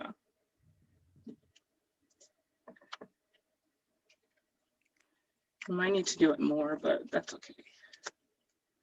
And as well, if you have tape, but you don't have to have tape, so we're gonna braid this starting from here. So just make sure you get it good and tight. And a lot of times I'll tape it to a surface, or sometimes I'll hold it with my teeth and start braiding, or I'll hold it between my knees, or I'll have someone else hold it. You can also tape it to a wall, just so you have like that surface, because if you just start braiding like this, you can't get it tight enough. So it's a little bit different than braiding from someone's head where they're not gonna move, or they'll pull back from you moving. So I'll go back through the hair again and kind of like pull out any loose ends. Cool. And we can start braiding. So you can, I have some tape and I can tape it to the table. And sometimes I'll move it, like I'll tape it to the table, or I'll like stand up and like tape it to a wall, or just put it between my knees. So just tape it to the table. So basically I'll just tape kind of like the rubber band in the top area. So right there is good.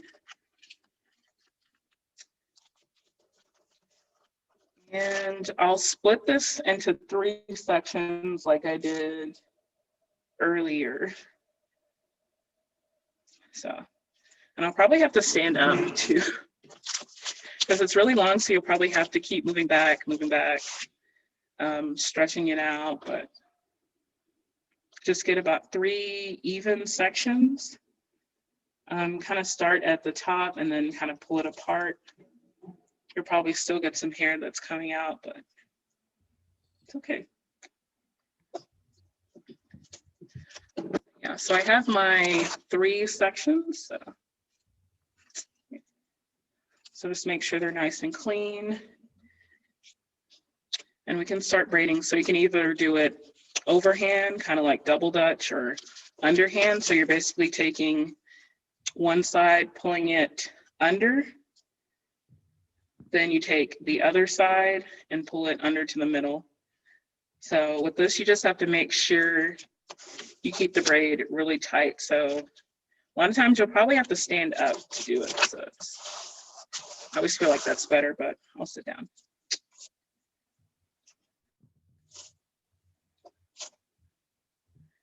And you'll probably have to keep, if you're using tape, you probably have to keep pressing the tape down on the table because it'll try to slide out. So it's good to like tape it to the edge of the table so you can really get underneath the hair. So I'll show y'all where I'm at right now. So I have just a little bit right now, so probably about 1 inch.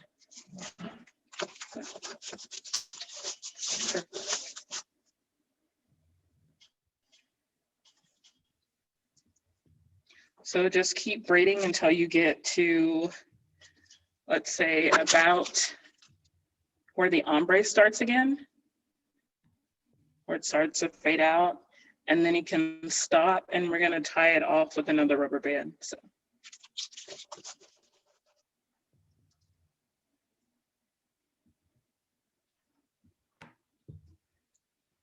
I feel like this braid I'm doing now is a lot cleaner than the one I did on Blanca's hair. So, and so a lot of times you'll have to kind of do like I did earlier and just like pull out and make sure it's not getting tangled.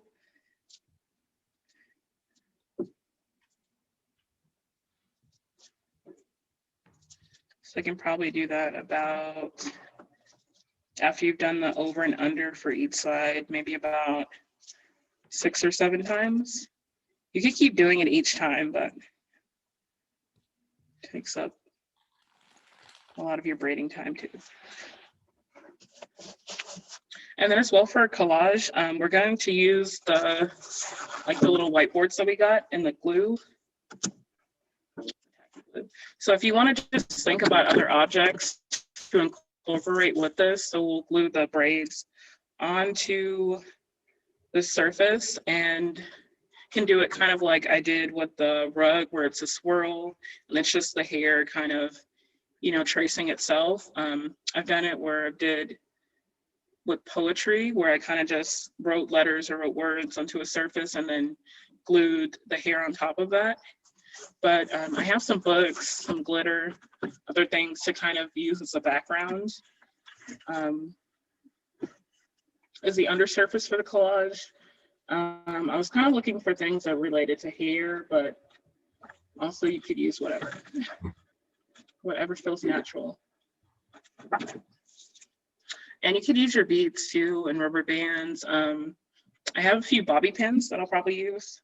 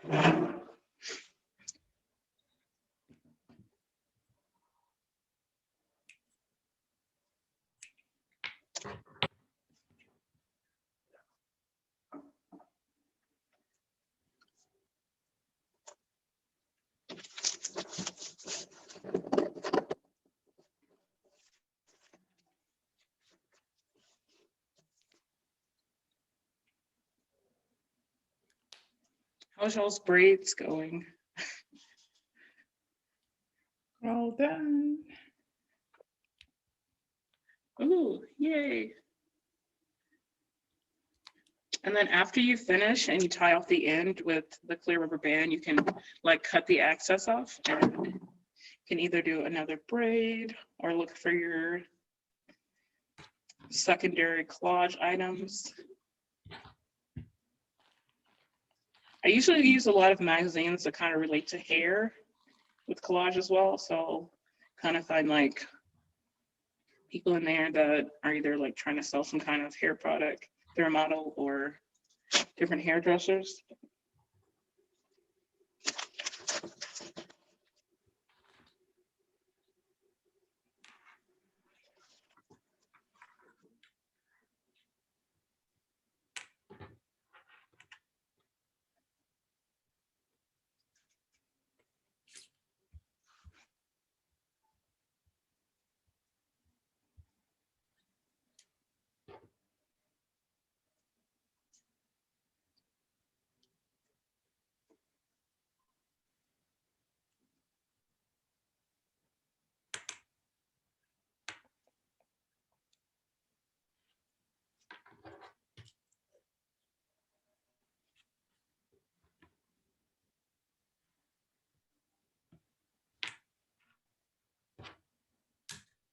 I'm almost done with this.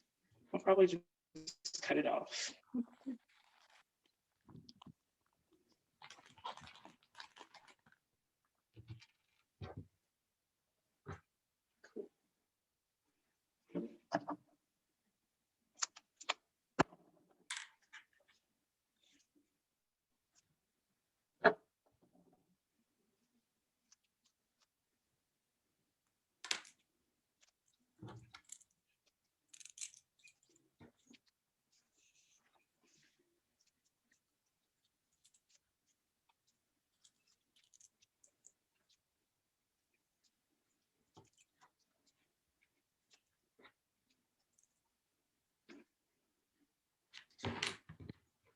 Okay, cool. So I kind of, here's my second braid. So I have the one end that I started with, and then this other end. And so I might keep it like this, where it has like the two little ponytails on it, because I think that might be cute.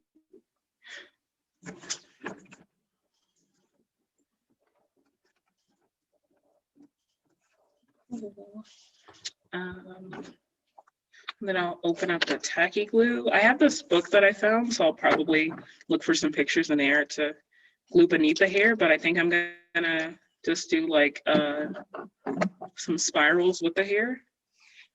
Kind of move with the hair since it's already curling.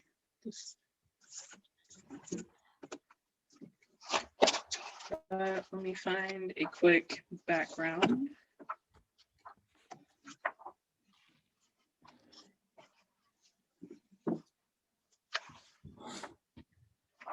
I think I found it.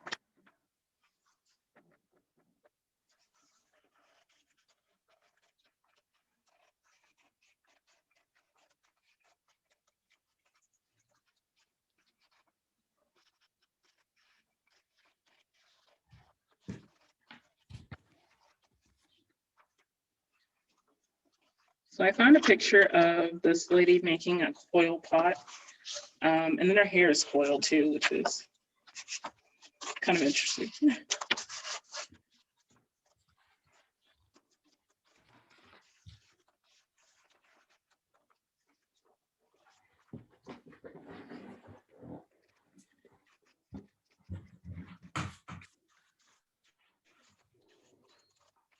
But yeah, if you'd like to add like the fusion to your project, like what Althea did, I think that's so cool.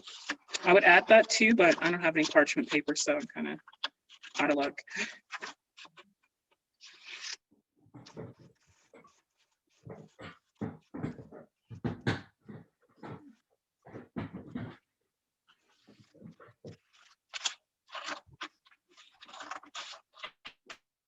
And then I also have some hot glue. So when I also made the rug, I hot glued it.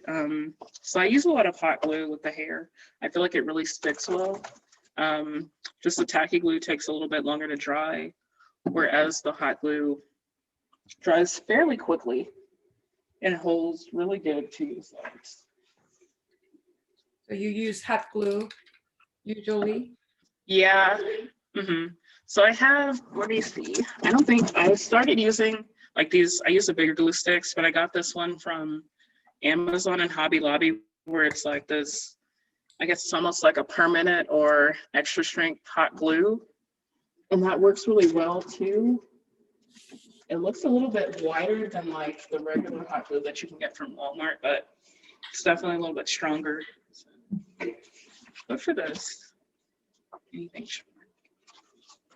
So yeah, I found this lady with coiled hair.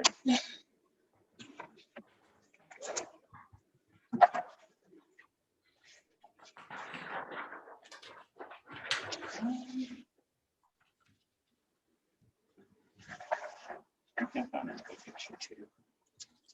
So yeah, you can use photos,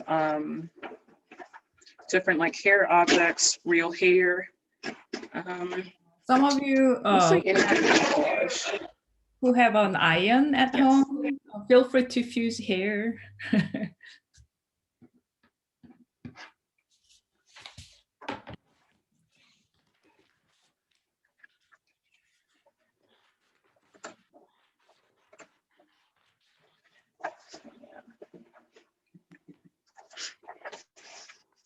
I found another cool picture too, so I'll use this.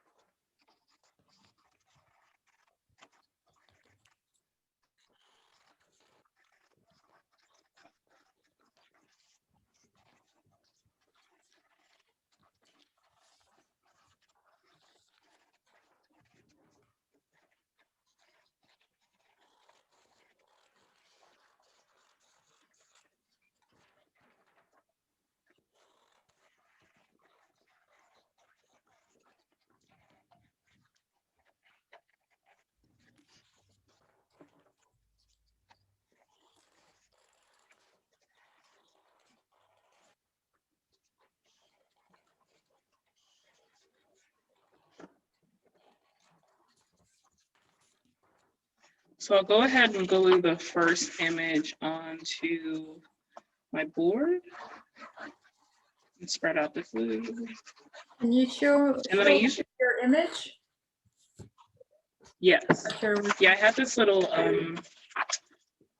lady who's making a coil pot. She has coils in her hair, which is kind of interesting. And then I found this woman and her daughter making some candy. I'm just using some art books for my little free library. So I would love to cut pictures out of the Hair Love book, but I think I'd feel guilty. So.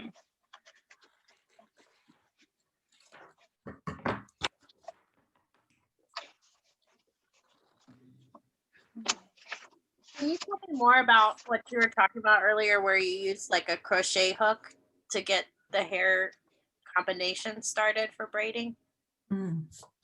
Yeah, so there's sometimes you can crochet hair. So kind of like with Blanca's hair, like how I had it already like in the little section that was ponytailed off. So basically what you could do is like have it to where the rubber band is tight on their head, but not too tight. And then kind of basically go underneath between like their scalp and the rubber band and pull the crochet needle through. So kind of like with this needle, like put the crochet needle through, and then you have the set hair that you're going to braid on their head. So I'll use this as an example. Yeah, Hannah does a lot of And- crocheting, so that may be why. So just kind of put it like within the crochet hook. So you would have the hair hooked on the crochet hook, and then take the hair and the crochet needle and pull it back through their hair. So kind of, if you imagine like if you had like a larger ponytail and you would pull this like underneath the rubber band. And so you have one side that's like on this side of the hair and this the other part that's on the other side of the rubber band. And then you have the hair kind of hooked onto the crochet needle and just pull it back through underneath that rubber band. And so you have like the needle and then the hair and just, you know, now you don't really need the needle, but then you pull one side of the hair through and then you'd have the other side essentially there. So you just kind of make it even and then you can start the braid like that. So it's where like you could hide the rubber band that you're using under their hair. So basically be like braided within the hair and the braid. But I can also pull up a video of that because I know it sounds confusing, but No, I mean, I get what you're saying. I was just curious if like you continued to use it as you were braiding or just like basically the beginning to get it started. So that makes sense. Yeah, I think if you understand like crocheting, it's like easier to understand. So it's kind of like making that like loop. Yeah. Crochet is always weird because you feel like you're making something that's just gonna fall out and then it stays. Like magic. Yeah. I also found several latch hook latch hook tool, including the hair kit. So if some of you guys want the latch hook tool, I can send to you. I just don't know how to use that for attaching to the hair. Yeah. Another technique for that. Do you know how to explain it better, Althea? Or have you done that before? I was just thinking, I don't have the tool with me. I can send to you so you can make another video. Oh, I have so many though. But actually, maybe I can make it. You know, saying me you were interested in putting the braid in your hair, and you could do it that way. Oh yeah, with the latch hook. Mm-hmm. Yeah, I'm curious. That seems simpler than the crochet needle because I was never good at crocheting when I was a little. Yeah, I don't know how to use the crochet. I don't That's really. one of my friends. They so like a lot of times they'll do, and I can just pull up the video, like they'll do cornrows and then you can do that crochet with the cornrows. And so essentially you wouldn't see their cornrows anymore. You would just see the hair that's on top of it. Mm-hmm. So let me see. I have something now.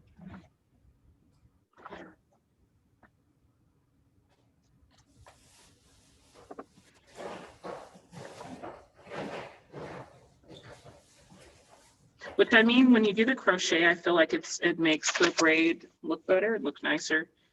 And then there's things called crochet braids. So it can be already braided hair that you can just crochet into your hair. So let me see if I can find the crochet braids.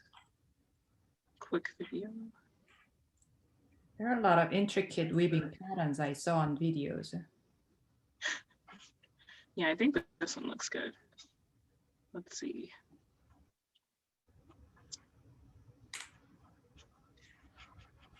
Let me get through the ad.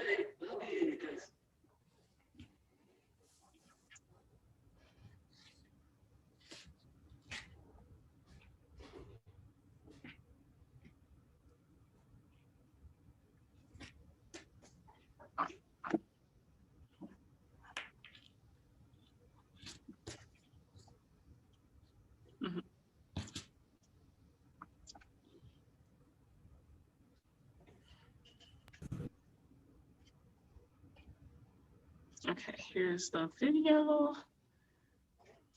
We'll play the whole thing because it's. I did the other day. All right, so here is my braiding pattern, and I pretty much just cornrowed my hair going straight back with 2 braids meeting in the middle to form 1 braid in the back half. And I just sewed down. I'm using these 24-inch box braids right here. It says small on the package, but I would say these are more like small to medium-sized braids. So to install the crochet braid, you're going to need a latch hook, and you want to make sure it's open. I'm going to slide that right underneath the cornrow. Then I'm taking the looped end of the crochet braid and attaching it to the hook. Close the latch and pull it through to the other side. Then taking the braid and pushing it over off the hook. Next, I'm taking the tail end of the braid and I'm looping that onto the hook, closing the latch, and then I'm pulling that right through the opening in the crochet braid. Then I'm pulling and tightening it to the scalp until it's secure.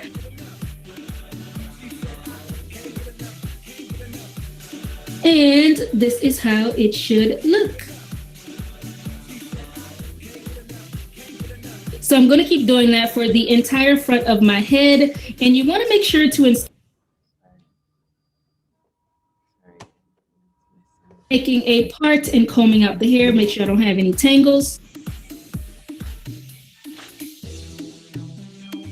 And for this, all I did was unravel a crochet braid, and there you go. And I'm braiding that in with my hair and then plaiting it all the way down.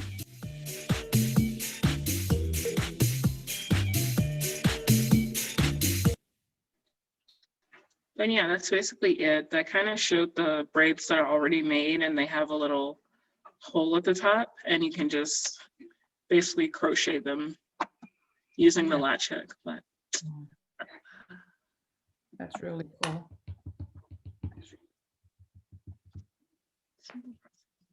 Simple but intricate process. Yeah, it looks simple, but I'm sure. I did latch hook loop on this braid because you really don't really need, like, you can kind of do it with your own hands, you know, and like Hannah that's done lots of this would be like kind of like see it's that loop inside of a loop, like, which in essence is that, right?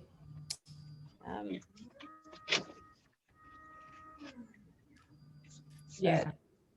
Right.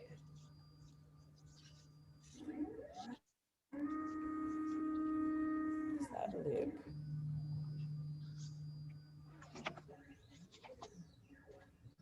To that loop.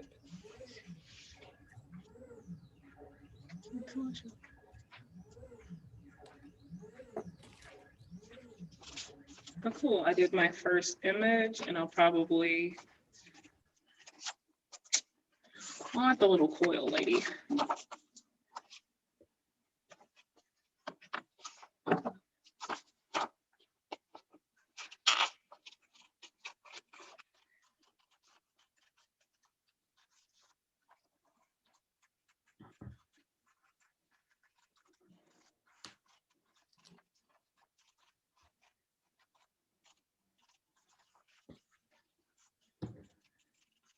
Daniel, are you going to talk about a little bit of poetry? Yeah, so, and I'll pull that up. Let me see. I have it in my email on my old laptop, but I can probably pull it up on my Instagram. And it was kind of the backdrop. I had it on a few like show cards from the last show that I did. So let me pull that up. So I took some of this hair like this and I did some poetry with it. So let me kind of pull that back. And then also, well, yeah, let me share my screen first. Then also on my Instagram, you can see how my hair changed as well over the past few years. So this was kind of the show card from the Sunset Art Studios where I braided one of my friend's hair when she came to Dallas. So we stayed up from, I think we started at like maybe 5 or 6 in the afternoon. And then I think we finished, well, we like stopped for a while. We went into dinner and then, but I think we worked on it from like 5 o'clock in the evening till like 4 in the morning. So the hair in her hair here is kind of like the same hair that we're using right now, but it's pink. So, okay. And there's a little chair. Let me find that piece. So yeah, so here's a picture where it was a poem in the back, kind of a quote from Malcolm X. Ooh, yeah, I'll look for a better picture of it after I stop this. But this was kind of a setup from a show that I did for my senior art exhibition. So I did an altar with hair products, kind of like the jam that I showed earlier. As well, I did poem and a quote from Malcolm X where I just kind of, I wrote on top of this wood, like I wrote the quote that said, it was kind of a part of it where he said, Black women are the most neglected, disrespected, and unprotected people in America. So I just took that apart and put the words on there and put Black woman on this side. So it's just kind of, we took some of the hair that I was using to make the rug that's on the floor over here, and I just glued it on here. So, and I used hot glue for that. So, and I think I just threw this away, but it was just some scrap wood I found from this abandoned house. I'm kind of down from where I went to school at. I just took that wood and I just made this huge piece and then put some hair on it. And then I made this other piece, which is kind of this hanging piece that kind of represented Black women who had been killed by police and who were unarmed. So it was basically a lot of the packs of synthetic hair and it's moss and flowers and glitter all hung from that. So. And then you could kind of walk underneath it. So it was kind of like if you walked under it, it's kind of all that frayed hair was hanging from it. So it kind of give you this eerie experience. But yeah, here's the rug that we're standing on. I had it in a few shows and I'm kind of didn't really like when people walked on top of the rug because it was a handmade rug, but yeah.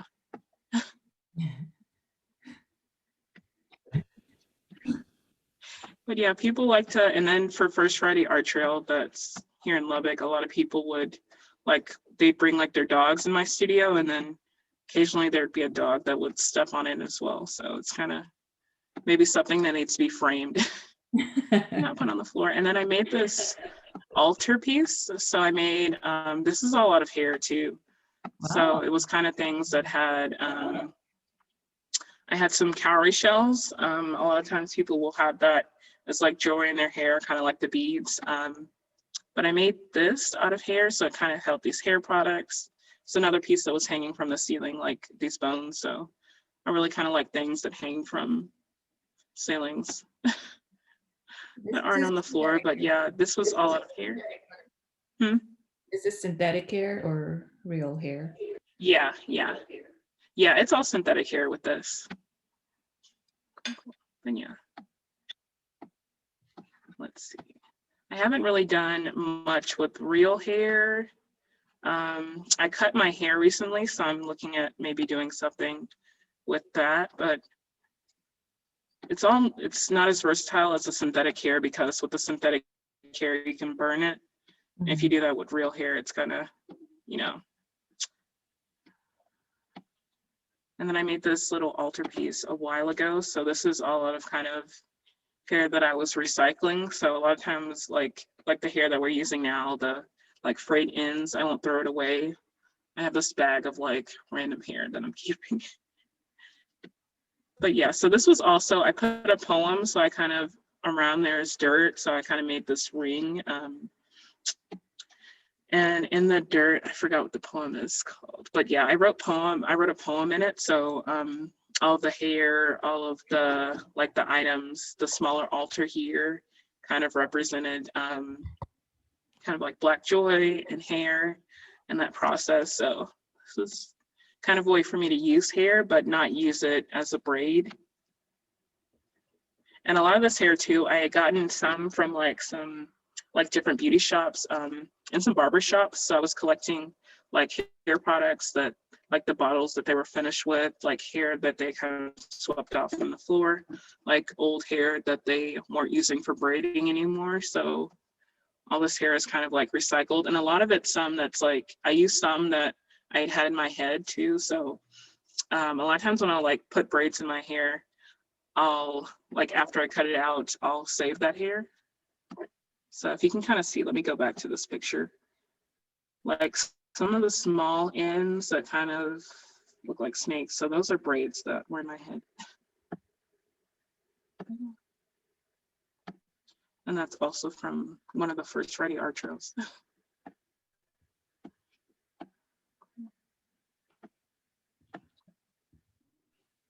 I know there are many, a few out-of-towners in this group, so hope you can visit Lubbock once the pandemic is almost over.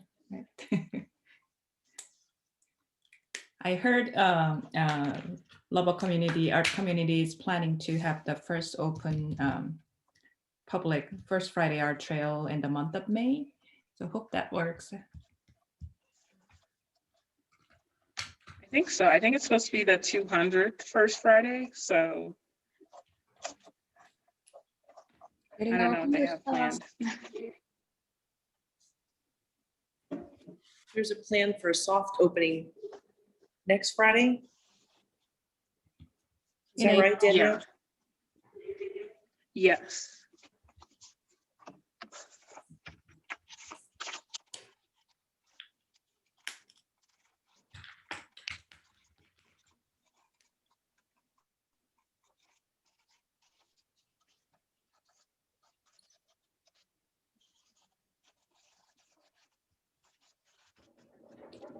In my collage, I like to cover up the whole surface, so I like to make it so you can't see any light, but I'm still working on that.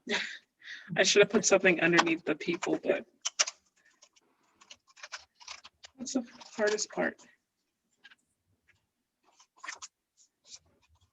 This has been nice because I'm using some tools I've not used before, and it gets me back to literally scissors and glue.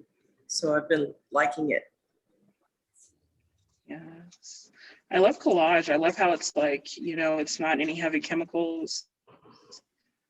It's easy to pack up and take with you.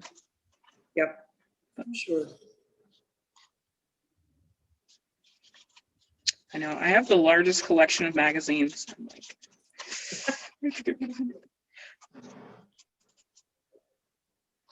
I know I went to I did this residency in Los Angeles, and we went to a bunch of different galleries and museums, and we went to the, it's called the CAM, it's the California African American Museum, and they have like a little library there.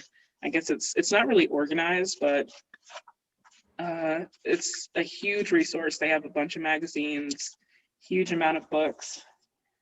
And I asked the lady that's over it, because I was looking for magazines then, if I could have some. And then she asked me what I was doing with them, and I told her I was collaging with them, and she got really upset. So. No.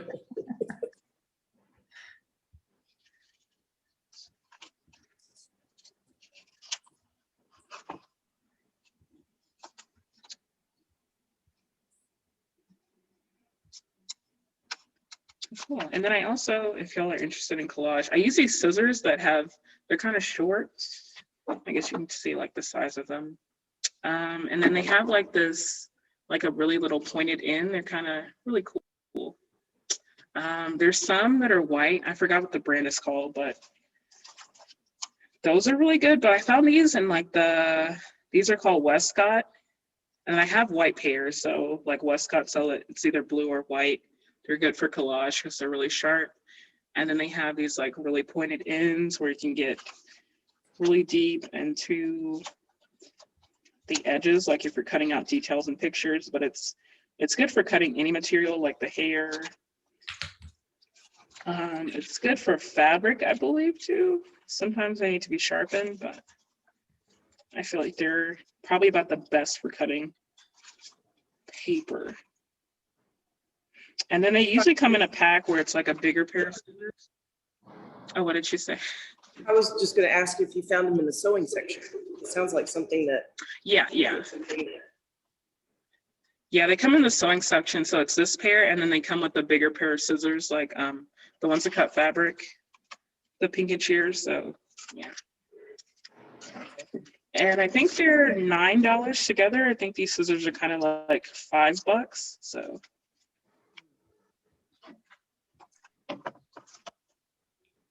So we have about 13 minutes left before 4 o'clock. So both you and Althea, if you're there, if you can kind of share some last minute tip, or everybody participating in this workshop, kind of holding up what you're working on, your collage piece or other braided hair piece. I guess Danielle is collecting some images for Instagram posting. So feel free to send yours to her. And Althea, if you can share some pictures with me, that would be great too. Okay, pictures from what we did. Mm-hmm. Okay. I'm not much of a collage person. I'm more about paper cutting and printing person, but this was quite meditative because I kind of got out of my comfort zone. I never dealt with hair before. How could you not be a collage person? You're a cutter. You're a cutting person. There's this kind of an old notion of what collage should look like. So I'm non-conventional artist in terms of collaging. So I don't really use glue that much. I know, you're supposed to cut it out like that, make it look natural. Yeah, as close as I could, as quick as I could around the lady. Yeah, I guess I could have used more time to use X-Acto knife to be exact. I think the main takeaway for me is that I think to point out is that the collage, but whether or not it's like the hair braiding or the collage or like looking at YouTube videos, and like it's all the same practice of creation, right? Of building and constructing and like an order too, right? Like there's things to learn, like in terms of like traditions and methods to doing something, but then it's all about invention beyond that, you know. Mm-hmm. Mm-hmm.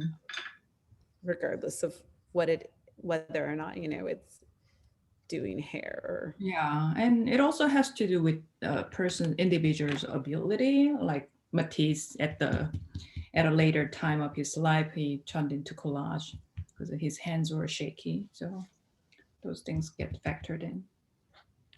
I didn't even notice this book that I'm cutting out. It's about collage. It's talking about. Really?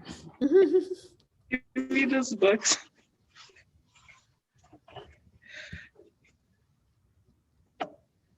Is it like a how-to, Danielle, like in how to do collage? Yeah, it's these books. We have a big section. Someone donated. I think we have like, 10 or 12, and it's like the family creative workshop.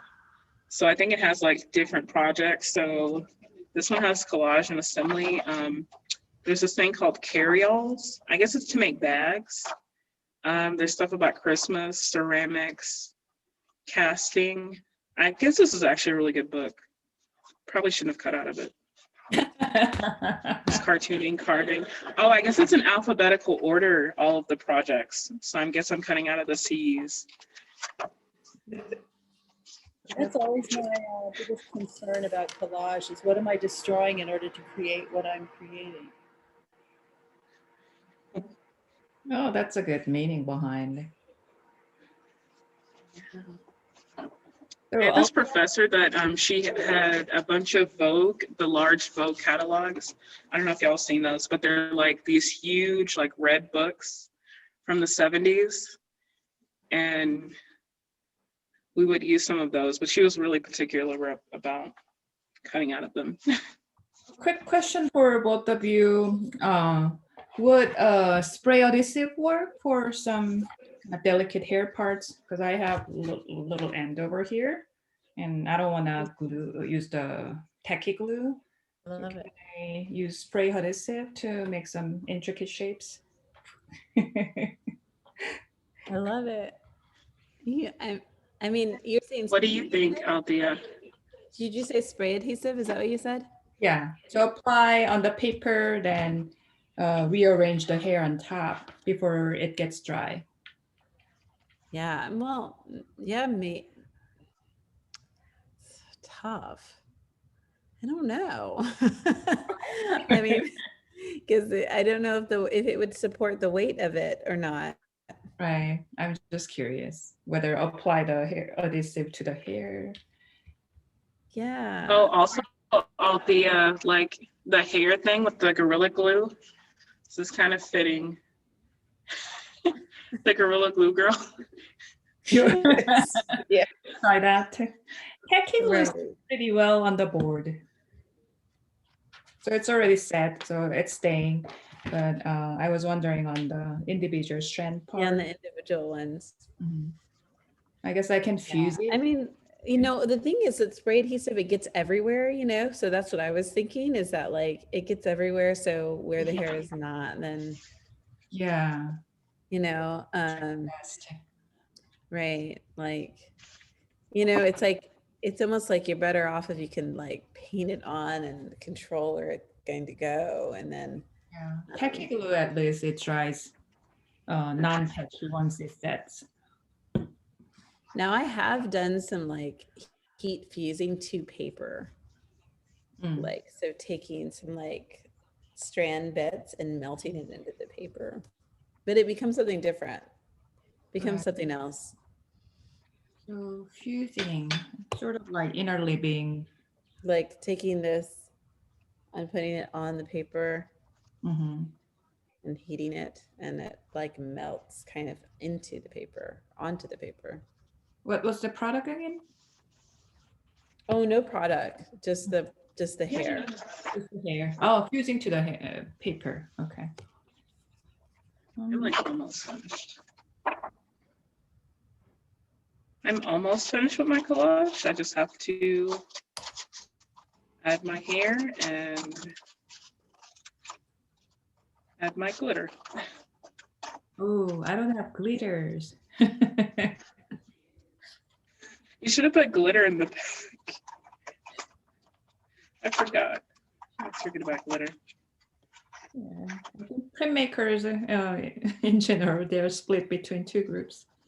one group completely hates the glitters because it goes all over. The other group, kind of flocking group, they would love whatever comes to their hands.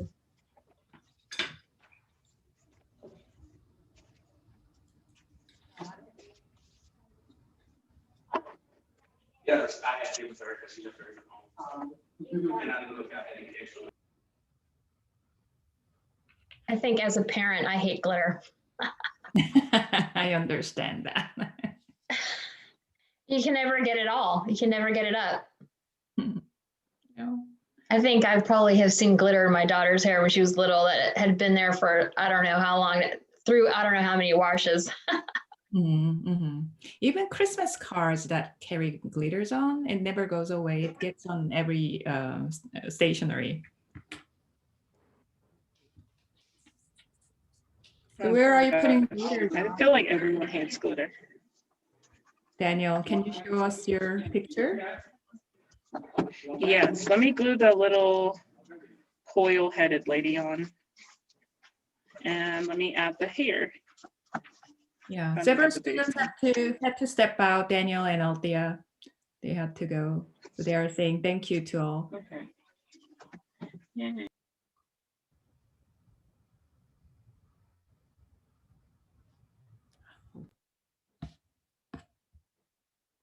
Hold on, let me pin.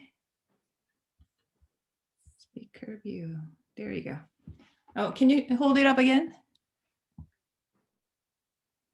Beautiful. Are you gonna add the hair to that?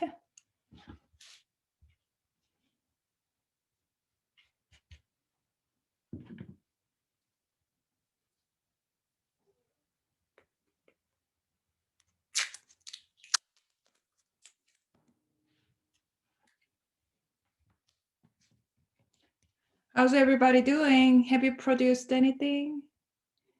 I saw Trisha being really busy. Wow, what's that? And is that a three-dimensional piece? Hey, Frank. Okay. Yeah, when I went into the studio to look for materials, this is Yeah, another. you know what Zoom is? It's a. What? We're doing what we're gonna do for class today. The braided hair. So the tacky glue is kind of not so strong for the hair, but it stays. Oh, never mind. There was no tacky glue under this when I was trying to stick it. So. And can you show me? And I feel like it takes a little bit longer to dry. What you got? Yes. Danielle, I used paper, Yeah. kind of like paper to attach the Oh. hair, kind of. So I draped Ooh, yeah. the kind of a rice paper Nice. kind of thing. That secures it down. Okay. But I was going to think about a needle and something if I tacked into the board. Yes, I'll probably glue my needle to the board, but I'll probably set this, I'll glue it, and then I'll set it under weight with the hair so I can keep the hair down. Okay. I don't mind hair being a little dimensional. I actually like it, and I put two boards together so it can stay put. I haven't, this is not finished yet, but I'm going to spiral thing in the middle, and it's not really visible, but I wrote tiny words saying pain, pain, pain, pain.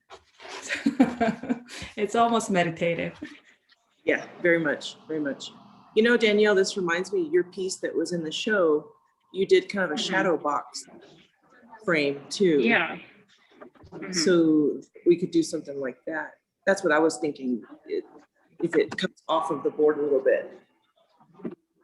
Yeah, so then it kind of, you have that protective screen.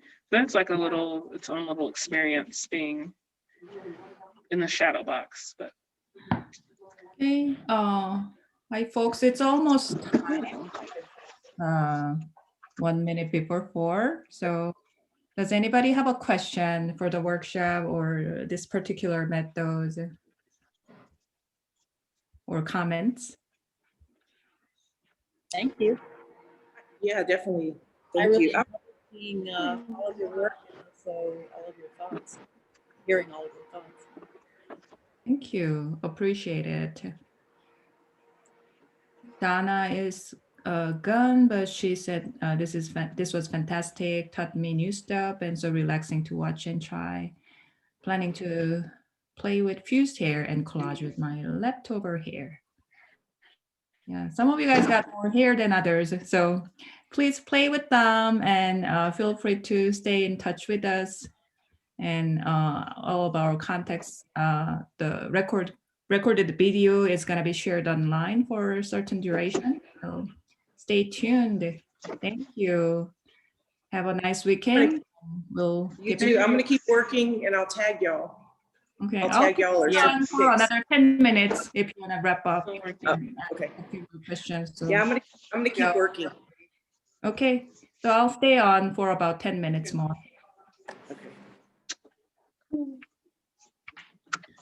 All right. So excited to have 3 braided hair.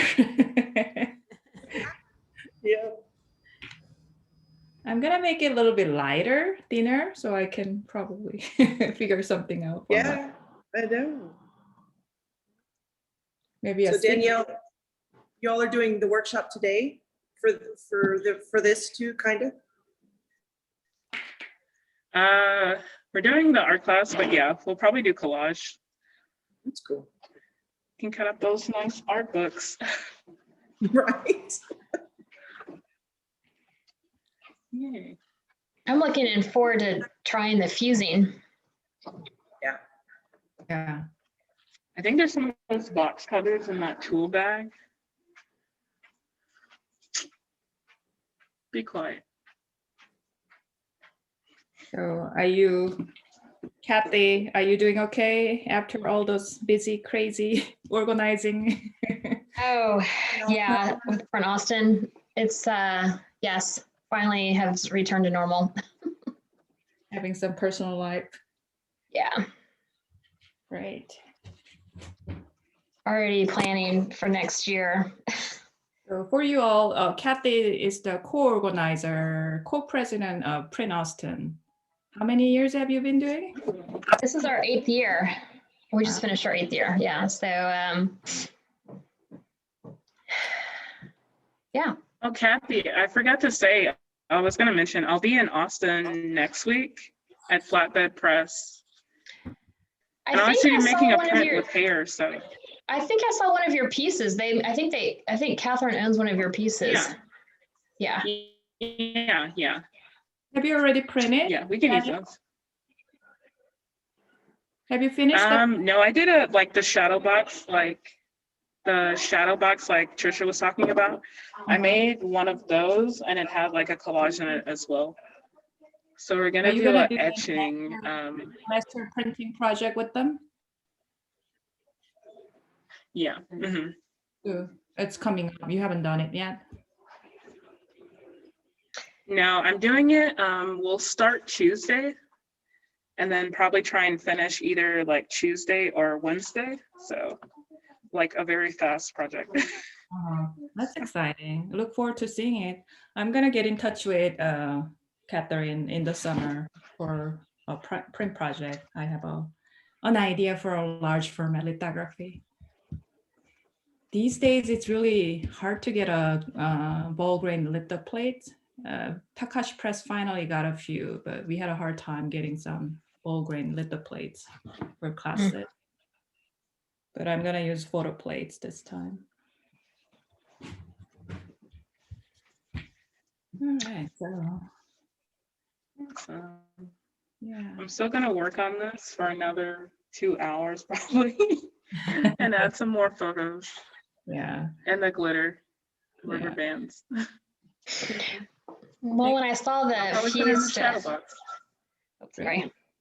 When I saw the fused work, the first example that was, the hair that was kind of entwined, it just reminded me of like a bird's nest. And so I've been having a hard time switching gears. So I have this mug. Oh my God. I love the mug. I saw I've the had mug for a long time. Yeah, and so I'm gonna gonna add the fused on the inside, but I wanted to wait until I could do it outside so it doesn't make my house smell like synthetic hair. Your work kind of reminds me of Oppenheim. What was married Oppenheim, right? Hannah, you're working on that project. Our students are working on her project, by the way. Oh. Beginning printmaking, the cup and saucer thing, the teacup. Right there, that reminds me of that. Thing you said your students are working on a hair project? What? For my beginning printmaking class. So along with your visit as a visiting artist, we created this project about American hair.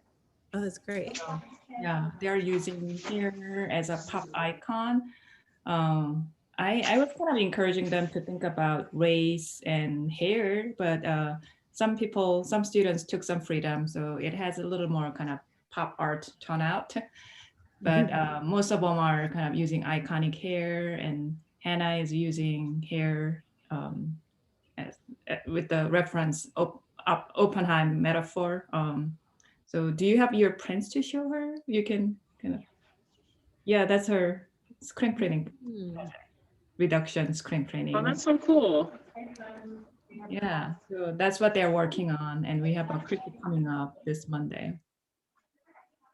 So I can share their project with you, so you can have some kind of a celebration of your visit time. Okay. I'd love to see it. Yeah. Yeah, I'm excited about that and look forward to seeing their work tomorrow, this Monday. So that's all we have. So thank you so much for your work, hard work, and participation. Danielle and Althea, thank you so much for your time and putting this together, preparing for this demos. Cool. This was really wonderful. Thank you for allowing me to be part of it.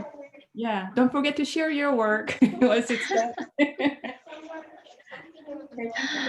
Thank you. Bye, y'all. Everybody. Good to hang out and make work. Thank y'all so much. You're welcome. Bye-bye.